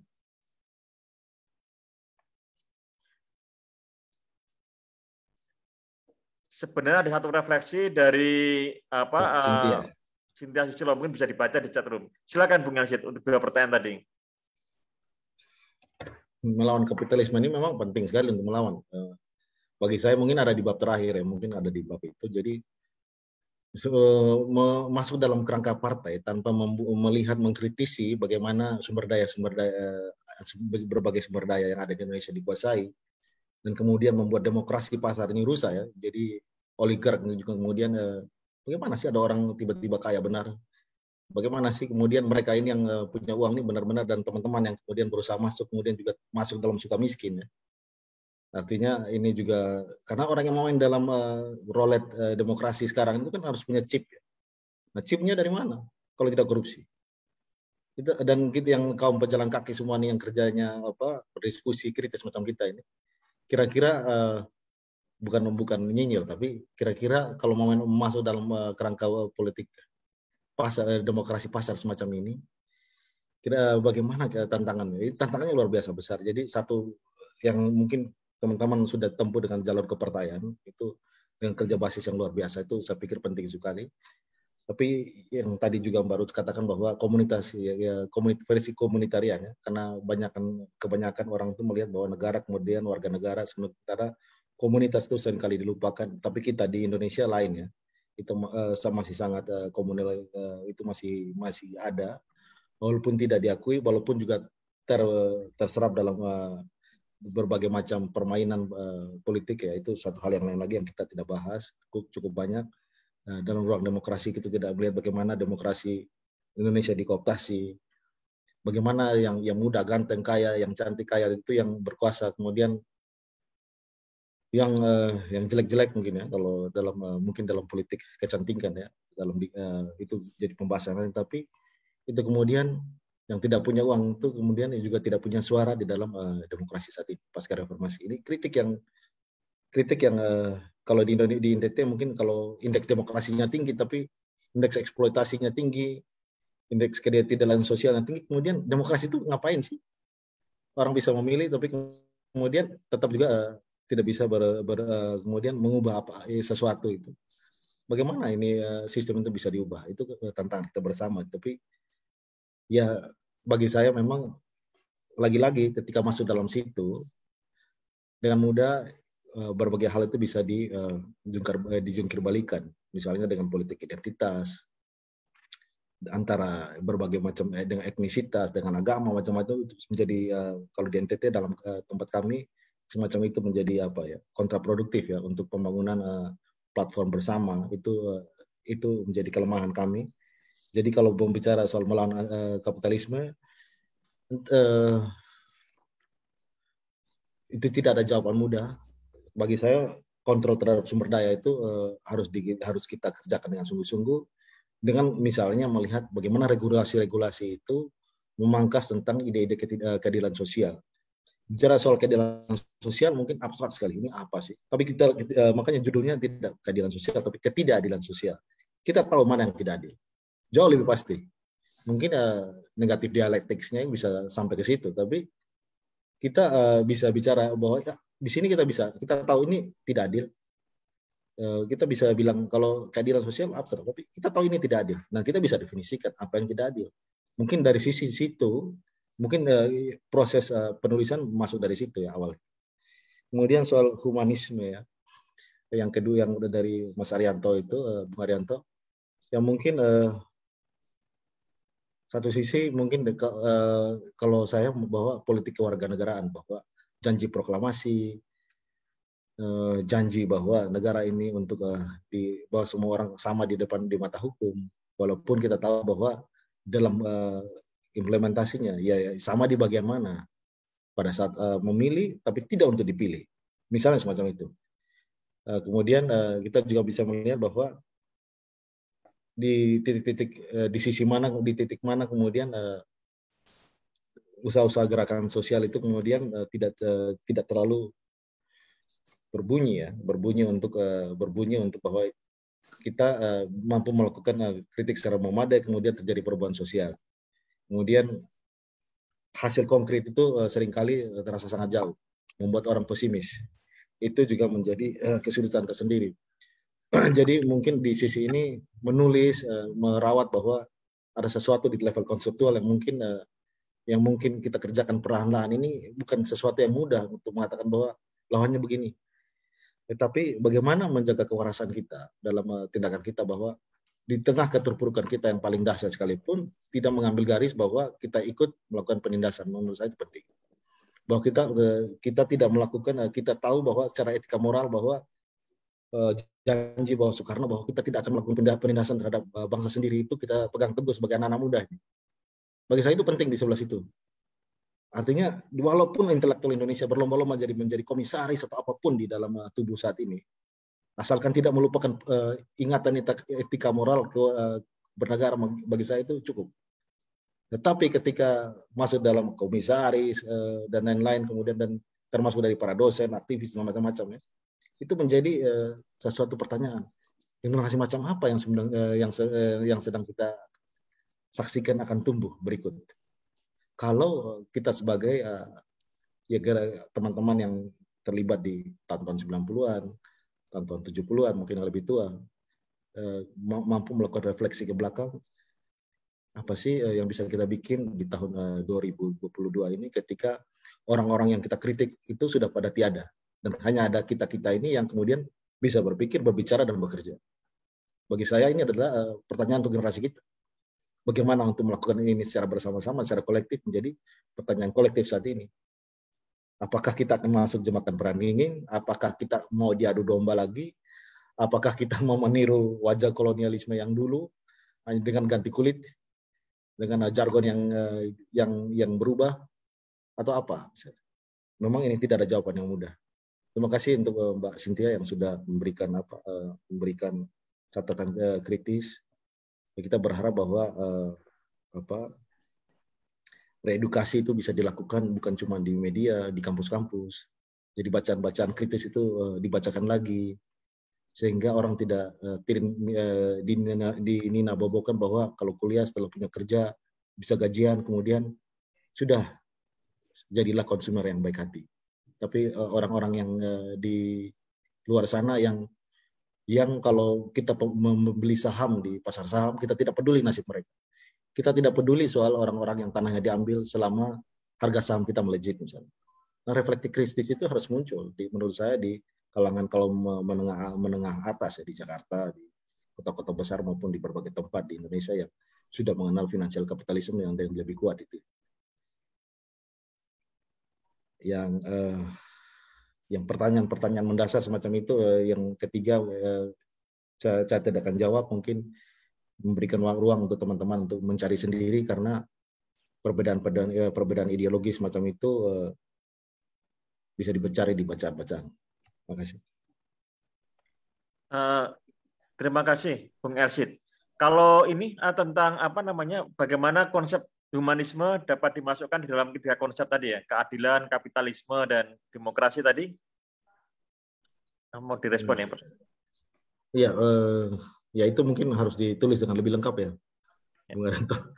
Karena humanisme yang semacam apa? Itu kan kita selalu mengatakan bahwa manusia itu sama, tapi kan tidak pernah sama. Nah, bagi saya dalam watak humanisme yang macam mana, kemudian humanisme itu sendiri wajahnya apa? Wajahnya selalu wajah Eropa kah? Atau wajah apa itu yang sedang mau ditampilkan? Bagi saya itu sesuatu yang juga harus kita tanyakan bersama-sama. Oke, terima kasih Bung Ersyid. Silakan Mbak Yud untuk merespon dua pertanyaan dari dua teman tadi. Silakan. Kalau tentang bagaimana mengakhiri kapitalisme itu cerita panjang tersendiri yang tadi saya sudah singgung-singgung.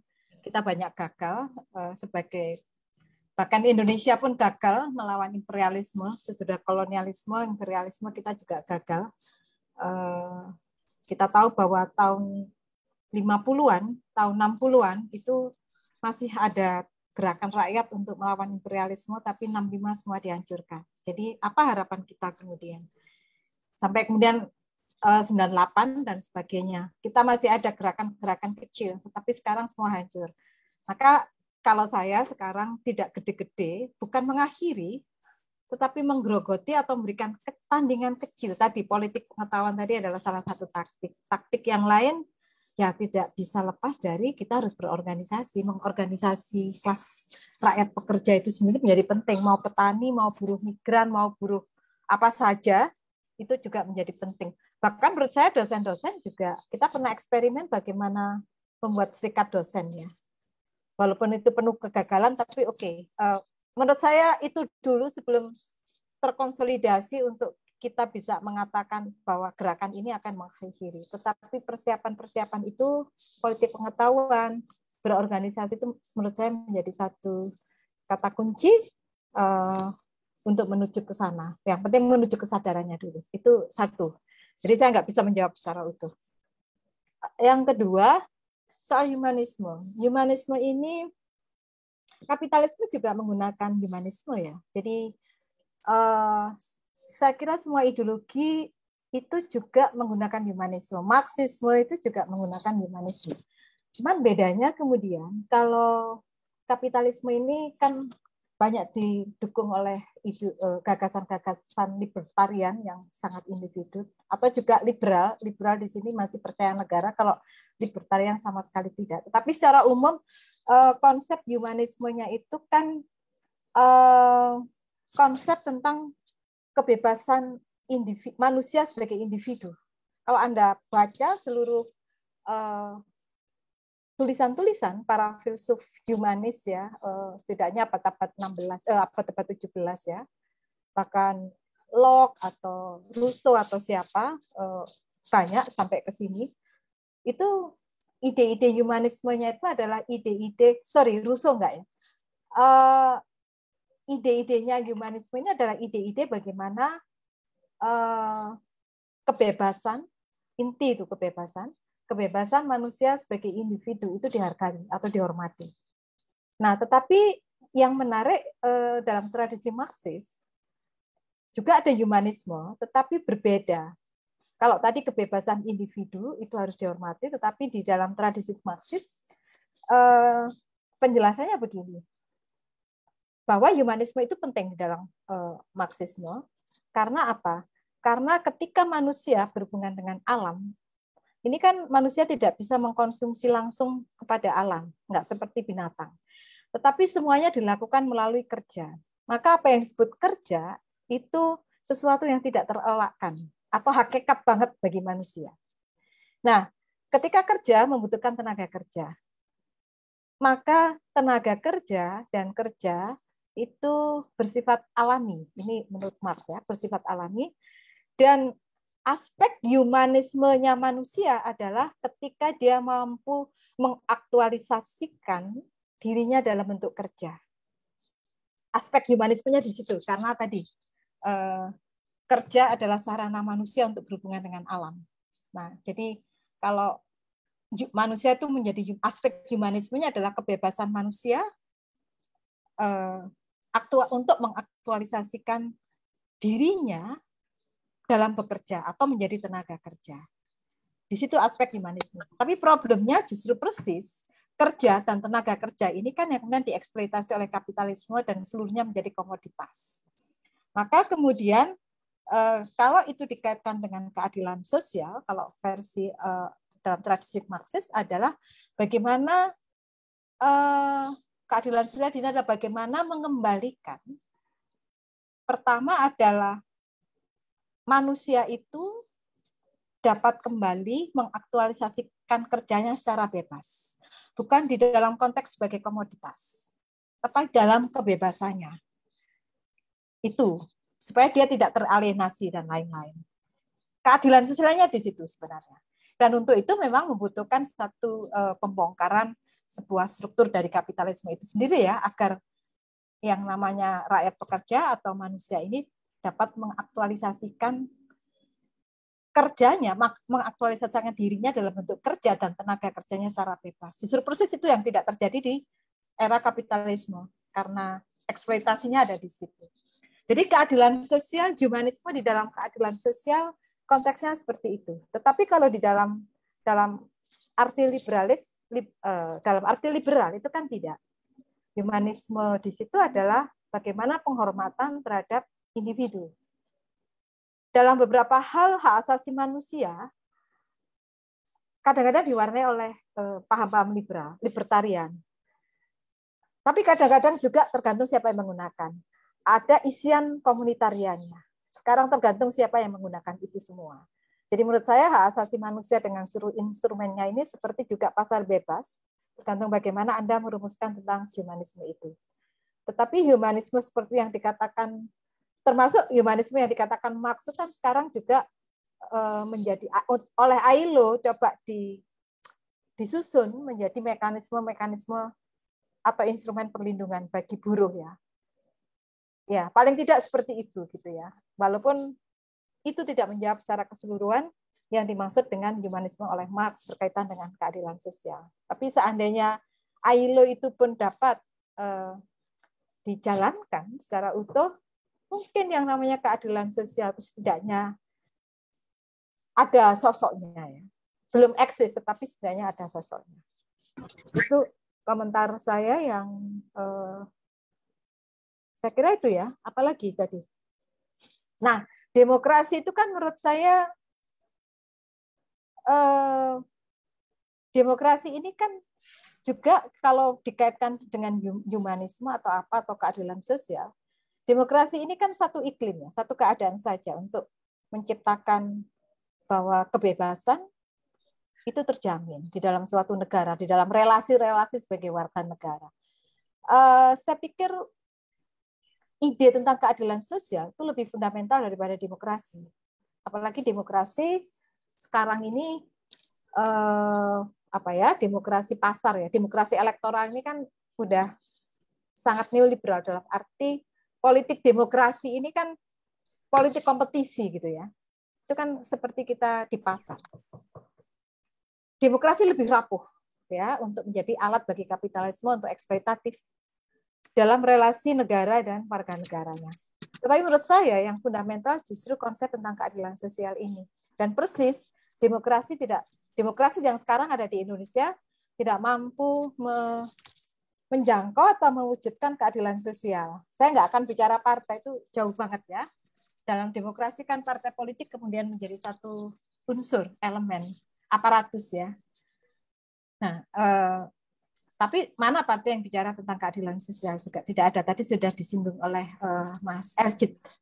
Jadi menurut saya demokrasi membahas keadilan sosial lebih fundamental daripada demokrasi, karena demokrasi itu sendiri satu alat ideologis, satu alat konseptual yang justru memang banyak dipakai oleh kapitalisme untuk membangun relasi-relasi politik antara warga dan aparatus negara. Jadi di situ ya. Jadi saya kurang percaya sebenarnya dengan demokrasi, lebih percaya kepada keadilan sosial. Sebenarnya masalahnya untuk mencapai keadilan sosial ini, kita juga bertanya apakah negara neoliberal akan melakukan keadilan sosial. Tetapi paling tidak, wujud-wujud jaminan sosial itu bisalah dianggap sebagai bagian kecil dari keadilan sosial. Walaupun itu sesuatu yang masih akan kita bisa bahas panjang lebar ya. Kita tidak sampai ke sana. Oke, jadi itu Mas Otto. Jadi menurut saya humanisme bisa masuk ke dalam keadilan sosial, tapi tergantung ini pada grand teori siapa yang akan dianut. Atau pahamnya siapa yang dianut. Ya. Terima kasih, Mbak Yud. Jelas saya kira ya. Masih ada satu pertanyaan lagi di chat room. Ini tentang ideologi ini, Bung Elsi dan Mbak Yud. Pertanyaan dari Bung Ignatius Andra Krismawan dari Universitas Atmajaya, Yogyakarta. Bung Ignatius ini bertanya mengenai ideologi yang masih erat hubungannya dengan kapitalisme. Menurut narasumber, apa perbedaan terbesar dari komunisme dan sosialisme? Apakah Cina saat ini masih menerapkan sistem komunisme atau sebaliknya malah menjadi negara kapitalis? Apakah runtuhnya Uni Soviet sangat berpengaruh pada ideologi komunisme? Apakah masih ada negara yang masih jelas menerapkan ideologi komunisme? Apakah kapitalisme lebih baik dari komunisme atau sosialisme? Ini pertanyaan dari Bung Ignatius Andra tadi ya, tentang ideologi. Silakan, Mbak Yu dulu mungkin akan menyampaikan jawabannya. Oke. Baik, terima kasih Bung Andra. Komunisme itu hipotesis ya, dan belum pernah terjadi di dalam sejarah dunia. Hipotesis, jadi itu hipotesis dari Marx dengan ciri-ciri yang dia sebutkan bahwa tidak ada kelas, bla bla. Tetapi itu hipotesis. Saya mengatakan hipotesis karena belum pernah dalam sejarah dunia mewujud sebagai praktek negara. Apa yang selama ini sudah ada, dimulai dari revolusi Bolshevik Lenin, itu adalah eksperimen menuju sosialisme. Sosialisme berbeda dengan komunisme, tetapi sosialisme bisa menjadi satu tahapan untuk menuju komunisme. Nah, di dalam sosialisme ini kan kata kunci yang terpenting sebenarnya adalah redistribusi. Ekonomi politik tentu ya, redistribusi power. Jadi kalau pengalaman Soviet bahkan Cina atau di beberapa atau di Kuba, redistribusi power itu dari power ekonomi politik termasuk tanah, tenaga kerja dan lain-lain yang dulu dikuasai oleh borjuasi, kapitalis, kemudian itu diambil alih oleh rakyat pekerja, kemudian oleh rakyat pekerja diorganisir melalui institusi-institusi, dan kemudian rakyat pekerja ini memilih orang-orang untuk memimpin negara dan sebagainya. Negara yang mengelola distribusi, mengelola power ini, power ekonomi politik ya. Jadi ada sumber daya manusia dan lain-lain. Jadi sosialisme ini dalam akhirnya kalau saya baca secara keseluruhan sebenarnya adalah tahapnya baru redistribusi power dari kelas borjuasi menjadi kelas pekerja yang kemudian diwakilkan kepada aparatus negara yang mereka pilih lewat parlemen atau apa. Itu gampangannya kalau kita mau bicara tentang sosialisme. Silakan kalau ada yang menambahi lainnya. Nah, Soviet ataupun pengalaman Cina atau Kuba atau saya kurang tahu banyak yang Korea Utara, Kuba misalnya, seluruhnya ini adalah redistribusi. Pengambil alihan lalu terjadi redistribusi, didistribusikan kembali. Nah, sehingga tidak ada monopoli atas ekonomi politik, atas power ekonomi politik, nggak ada monopoli, tapi diredistribusi. Nah, Soviet gagal, tentu saja karena korup, pemerintahnya korup dan lain-lain, juga kegagalan di dalam banyak aspek ya, kalau bisa kita lihat, termasuk kegagalan juga dalam mentransformasi buruh tani menjadi rakyat pekerja yang menguasai atau mengontrol negara. Cina agak lain. Banyak Cina menarik untuk kita diskusikan dan masih terbuka, tetapi ini kemudian banyak hipotesis tentang Cina. Ada yang mengatakan bahwa Cina itu sekarang kapitalis, tetapi ada yang mengatakan tidak. Cara Cina nggak ambruk seperti Soviet, atau minimal tidak semiskin Kuba, karena menurut mereka sosialisme butuh modal, adalah menjual sebagian spasialitasnya untuk industri. Industri tentu industri kapitalis ya. Tetapi kemudian nilai lebih, pajak dan lain-lain dari industrialisasi ini dialokasikan untuk membangun sosialisme di desa-desa. Dan itu yang terjadi di Cina sekarang dan yang jarang kita lihat. Yang kita lihat kan, wah Shanghai yang begitu megah, sangat industrialis, industri infrastrukturnya sangat megah dan lain-lain. Tapi kita tidak bisa melihat bagaimana pemerintah Cina bisa meredistribusi atau mengelola nilai-nilai lebih ini untuk mengembangkan masyarakat yang sosialis. Nah, itu hanya mungkin ketika negara ini dipimpin oleh partai. Terlepas kalau versi Barat, partai cuma satu partai itu tidak demokratis dan lain-lain. Nah, kita juga bisa lihat nanti bisa pertanyakan apakah demokratis? Apakah banyak partai itu demokratis? Apa yang dimaksud demokratis? Nah, itu panjang ya. Tetapi di Cina itu mungkin yang namanya negara sebagai perwakilan dari partai sebagai representasi rakyat pekerja itu mengelola tadi nilai-nilai lebih akumulasi kapital untuk membangun desa sosialis. Nah, yang saya dengar eksperimen itu terjadi di Cina Tengah, misalnya di beberapa desa. Bagaimana kolektivitas masih dibangun. Tentu mereka bukan orang rural yang ketinggalan zaman, yang ingusen dan lain-lain. Jangan dibayangkan juga sosialisme seperti itu. Tetapi mereka juga menjadi tenaga kerja. Karena ada industri dibangun di situ, tetapi industri ini dikontrol oleh kolektif. Kolektifnya dipimpin oleh partai cabang atau ranting, saya nggak tahu kalau level desa gitu ya. Seperti itu. Dan mereka inilah yang kemudian membayar tenaga kerja sesuai dengan yang dibutuhkan. Sebagian kebutuhan makan dan lain-lain itu sudah dikelola oleh ini, dana kolektif yang dihasilkan oleh tenaga kerja itu sendiri. Jadi tenaga kerja itu kerja diupah. Nah, nilai lebih dari tenaga kerja itu lemburnya atau apa, itu nanti dipakai untuk pemenuhan kebutuhan kolektif, entah makan, entah apa gitu ya, perumahan. Nah, sebagian menjadi upah yang diterima pekerja, sebagian dari upah ini bisa juga untuk membayar kolektif tadi, sesuatu yang kolektif, dan sebagian itu sudah hak milik tenaga kerja, sehingga saya menjadi jelas kenapa turisme di Cina itu justru dari petani-petani tinggi sekarang. Kalau saya pernah lihat bagaimana petani-petani dari pedesaan itu rekreasi ke Shanghai, ke Beijing gitu ya, kan itu naik pesawat. Pertanyaan kita, dari mana mereka duit? Ternyata mereka bilang, dari upah yang kami terima, kami bisa sisihkan. Karena hal-hal yang lain sudah diatasi secara kolektif. Nah, ini yang nggak banyak disorot. Kebetulan saya punya beberapa teman yang juga sedang riset, mengatakan itu nggak bohong. Cuma ini, politik pengetahuan, perang di dalam politik pengetahuan. Ini yang terjadi.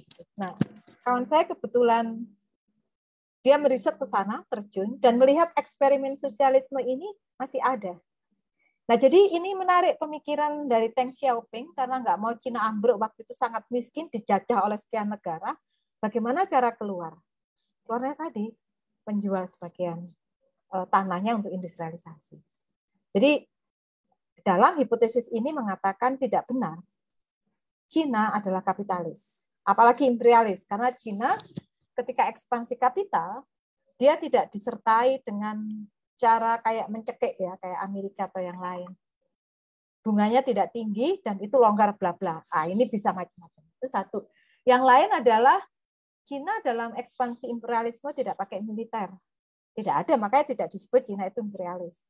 Mereka tidak ada kok militer. Proyek infrastruktur itu kan bisnis dan banyak juga yang membantu. Tapi kan masalahnya ini perang. Dalam proyek infrastruktur lawannya Jepang lah dan lain-lain. Macam-macam ya, kompleks. Jadi hipotesis yang mengatakan bahwa tidak kapitalis ini ada. Tetapi studi lain mengatakan, oh udah kapitalis, gaya hidup konsumeris, mereka sudah sangat konsumeristik dan lain-lain. Wah, itu udah kapitalis. Studi yang lain mengatakan, waduh, sangat otoritarian, karena partainya cuma satu. Nah, kalau kita bertanya, apakah mungkin Indonesia itu juga pemerintahnya mengelola nilai lebih dari industrialisasi? Nggak bisa. Karena kita tidak dipimpin oleh Partai Rakyat Pekerja. Partai kita kan partai berjuasi, jadi nggak akan mungkin kayak Cina juga. Nah, Partai Komunis Cina inilah yang banyak nggak dilihat oleh para ahli politik di dunia liberal, bahwa partai ini representasi rakyat pekerja. Tugasnya adalah tadi mengendalikan, mengontrol, dan meredistribusi nilai-nilai lebih.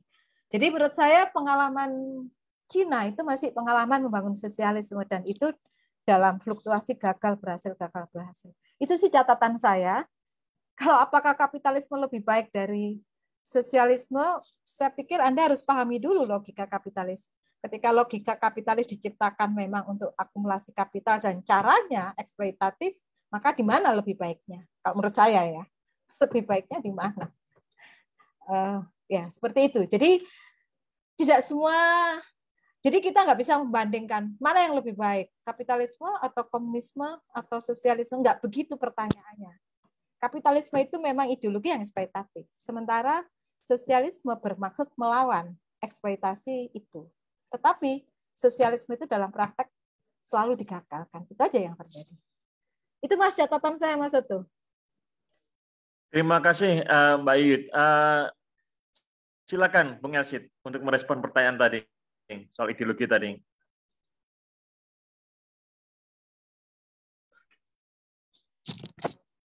Jadi bicara soal ideologi ini kan memang dengan mudah orang terpeleset ya. Jadi coba aja, maksudnya sebelum kita bicara macam panjang-panjang itu dengan judul dan struktur pikiran, mungkin ada baiknya juga melakukan etnografik, berkunjung ke salah satu negara dan kemudian melihat. Jadi melihat jarak antara. Jadi melihat jarak antara apa yang tertulis di tingkat level tekstual dan kemudian dengan apa yang dipraktekkan di dalam. Itu penting sekali. Jadi saya tidak akan berbicara banyak karena misalnya soal mode produksi kapitalistik ataupun yang dari versi sosialis, ya Marxian sekalipun ya. Saya dari orang-orang timur itu mungkin ya, itu yang mungkin dari tradisi yang lain ya, subsisten yang lain itu tidak dalam jangkauan Marxian. Ya, mode produksinya menurut saya berbeda. Dan itu mode produksi yang berbeda dan juga belum tentu mau masuk dalam level pikiran modern dalam kajian Marxian semacam itu. Belum tentu ada di wilayah itu. Dan itu mungkin masih harus dibahas dengan lebih jauh, bukan dalam buku ini. Kemudian di level ideologi, ya kalau untuk itu kan jargon besar semuanya. Artinya teman-teman bisa melihat, tetapi lebih penting lagi melihat kritik yang bisa diberikan untuk masing-masing, karena masing-masing mempunyai sisi lemah yang bisa kita kritisi kalau kita lihat bagaimana prakteknya di masing-masing negara. Bisa dilihat sisi buruknya dan sisi baiknya masing-masing. Dan bagaimana kita menempuh jalan yang lain itu menurut saya jauh lebih penting untuk melihat dalam corak Indonesianya semacam apa. Apakah mungkin kita masih memberikan warna kita sendiri? Pun kalau misalnya pemimpin pergerakan awal tahun 20-an bicara soal serikat buruh, sementara industrialisasi sendiri juga belum terjadi tahun 80-an, itu masih artinya ada sesuatu jarak antara jargon dan kemudian praktek. Menurut saya ada sesuatu, bahwa ada sesuatu yang di level itu yang harus hati-hati sekali kita pakai. Artinya sebagai sesuatu kata yang kita pakai bersama-sama untuk menjadi bahan untuk kita percakapkan, iya. Tetapi bagaimana kemudian implementasi itu sesuatu hal yang lain lagi, dan kemudian butuh tidak disederhanakan menurut saya. Jadi kalau apa yang lebih baik, saya juga tidak tahu apa yang lebih baik. Tetapi yang lebih baik saya yang di antara sekian ideologi itu ya. Tapi kira-kira saya ingin mengatakan bahwa kita bisa meminjam dari tradisi Marxian, tapi kita juga bisa meminjam dari tradisi-tradisi yang ada pikiran dari Saminisme atau yang ada dari pikiran yang ada di kampung-kampung kita masing-masing, yang belum diteorikan. Karena banyak sekali hal-hal yang sebenarnya orang-orang kampung kita mampu berpikir, tetapi karena tidak diteorikan, tidak dituliskan, dan kemudian tidak didudukan dalam konteks politik pengetahuan yang tadi kemudian menjadi dianggap tidak ada. Bahkan orang-orang yang tidak menulis dianggap tidak terdidik. Orang-orang yang yang keyakinannya tidak diakui dalam agama besaran Indonesia dianggap tidak ada. Dianggap mereka tidak dimengerti. Jadi saya menolak untuk menyederhanakan, mengatakan bahwa ini bagus, ini. Ya kita bikin sesuatu yang lain. Ya mungkin kritik terhadap kapitalisme ya, kritik terhadap sosialisme juga ada. Misalnya kalau tadi Mbak baru tadi sudah katakan bahwa bagaimana Cina melakukan eksperimentasi, bagaimana juga Cina dengan bergerak dalam tradisi Konfusiannya, bagaimana ekspansi di Afrika, bagaimana ekspansi di berbagai negara-negara kecil. Kita lihat, artinya perang dagang itu ya tetap perang menurut saya. Misalnya di negara-negara di Afrika atau di negara-negara di Asia Pasifik ya, bisa dicek di mana teman-teman melakukan studi kasus. Kemudian bisa melihat bagaimana banalisasi plagiat apa ya, barang-barang itu dijiplak dengan model apapun ya, yang oleh sisi dari Cina. Saya tidak mengatakan bahwa state kapitalismenya Cina itu juga berdampak untuk negara-negara kecil di Afrika, di Asia Pasifik. Barang-barang yang dipalsukan dengan mudah itu membuat jadi liar sekali.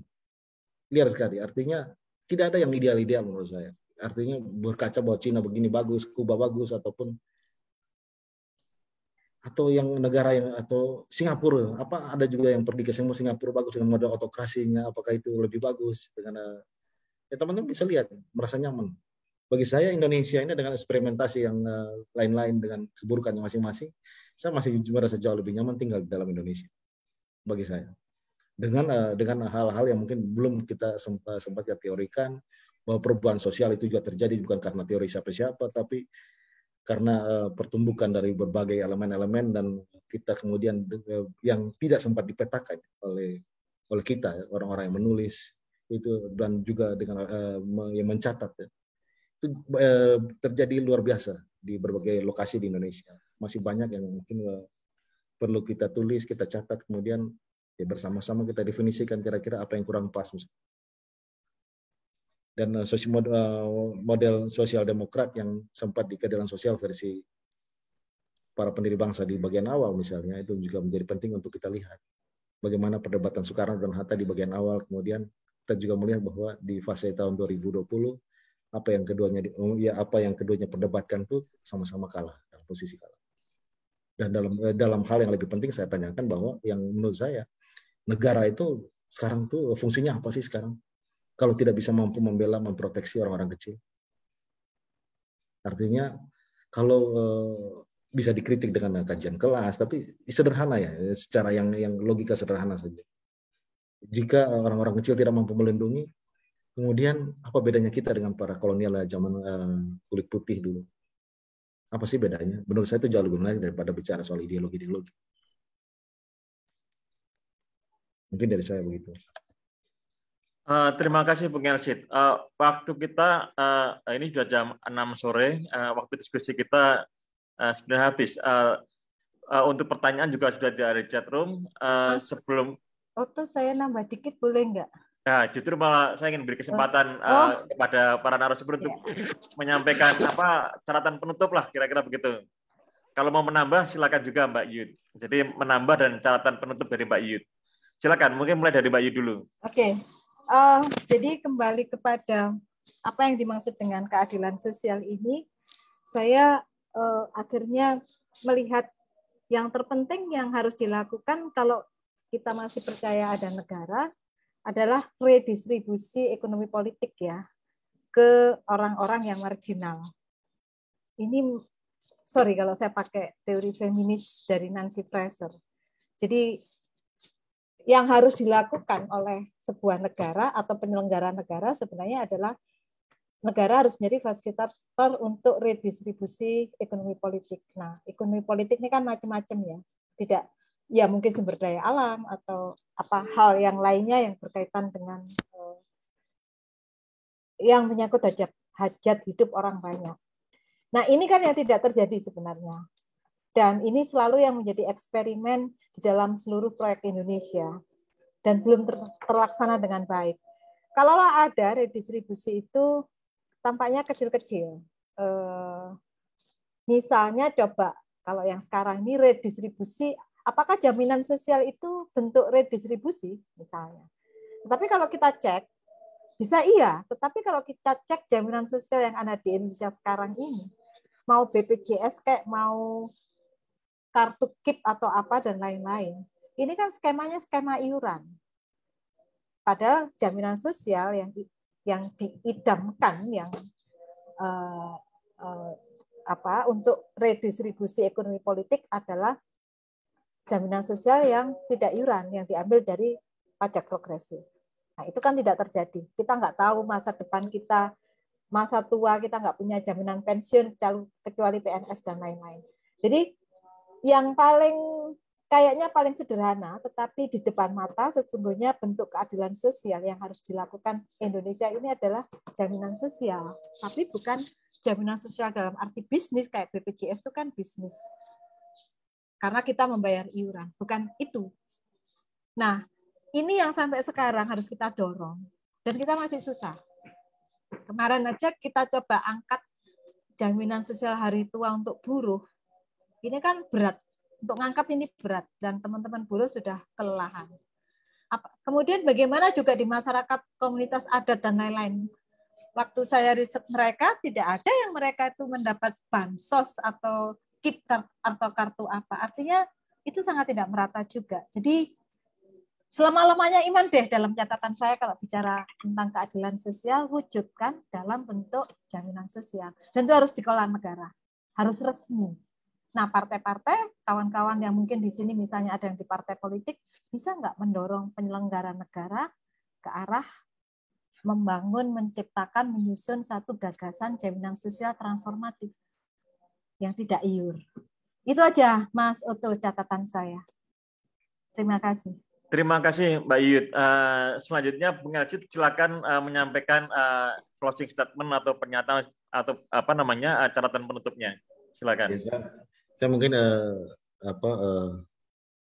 ya mungkin masih banyak yang belum ditulis. Ya kita mungkin teman-teman berharap bahwa dalam diskusi mendatang ataupun kita bisa membahas buku-buku teman-teman yang baru. Karena kita menulis ini kan harusnya bukan cuma 1 orang, 2 orang yang menjadi penulis, kawan-kawan lingkar-lingkar penulis ini harus lebih banyak dan kemudian bisa bermunculan di mana-mana. Dan kita berharap bahwa diskusi-diskusi kritis itu bisa kita buka di mana-mana dan kemudian sambil melihat peluang-peluang apa yang mungkin untuk melakukan perubahan sosial di level-level yang paling kecil ataupun di level-level komunitas maupun di level negara.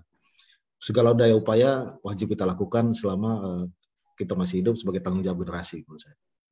Mungkin terima kasih untuk waktunya untuk teman-teman dari Mindset. Terima kasih Mbak Ruth untuk sudah meluangkan waktunya. Juga teman-teman semua yang sudah hadir dalam diskusi. Ya, cuma itu yang bisa saya sampaikan. Terima kasih.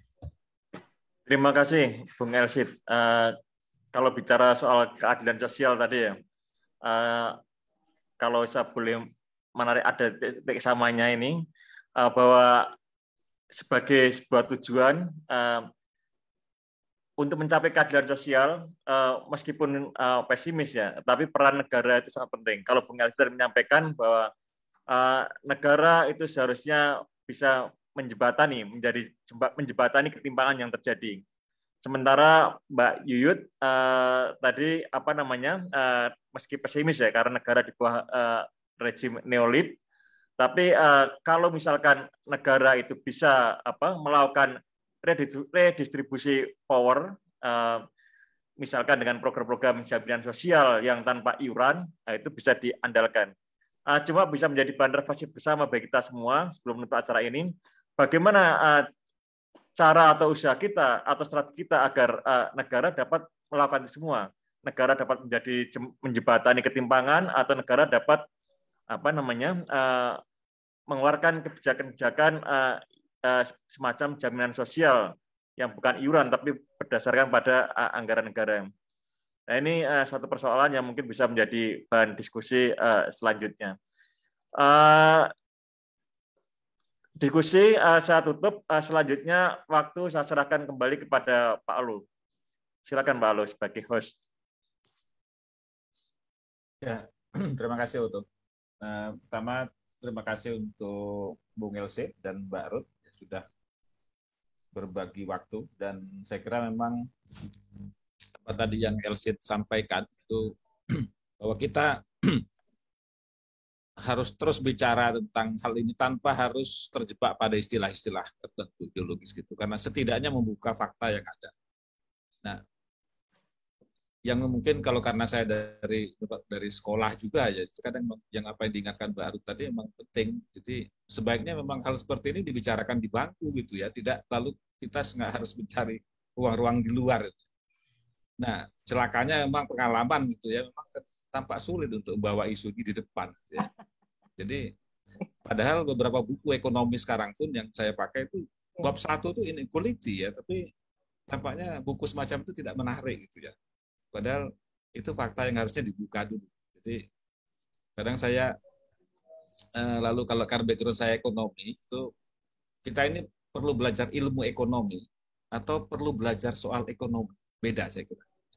Memahami ekonomi sebagai persoalan atau ekonomi sebagai teori. Saya kira saya lebih cenderung memahami ekonomi itu sebagai persoalan yang dihadapi oleh masyarakat, sehingga itu yang perlu dibuka dulu.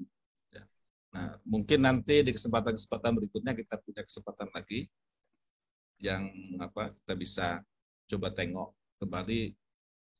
Saya kira Elsit dan kawan-kawan ini satu contoh yang baik yang kami di Mindset ini masih belum sanggup lakukan. Jadi masih sporadis seperti itu. Kira-kira begitu. Selamat sore untuk semua, dan saya kira nanti kalau ada yang butuh sertifikat, kami panitia akan sediakan dan tadi sudah disiapkan linknya. Kira-kira demikian. Oh ya, di situ mungkin tadi saya lihatnya ada temannya Elsit juga ya, Adit itu di situ. Kira-kira demikian. Terima kasih. Selamat sore. Kalau mau ngobrol sedikit silakan, boleh dilanjut. Ada yang terlewat. Aplaus untuk kedua narasumber dan kita semua. Oke, ya. Terima kasih. Terima kasih. Selamat Mas Elsit, Mindset. Thank you Bung Elsit. Thank you Pak Aloy. Ya. Juga untuk Mindset. Terima kasih Mbak Yud. Terima kasih Bung Elsit. Yuk. Terima kasih Pak. Mari. Terima kasih.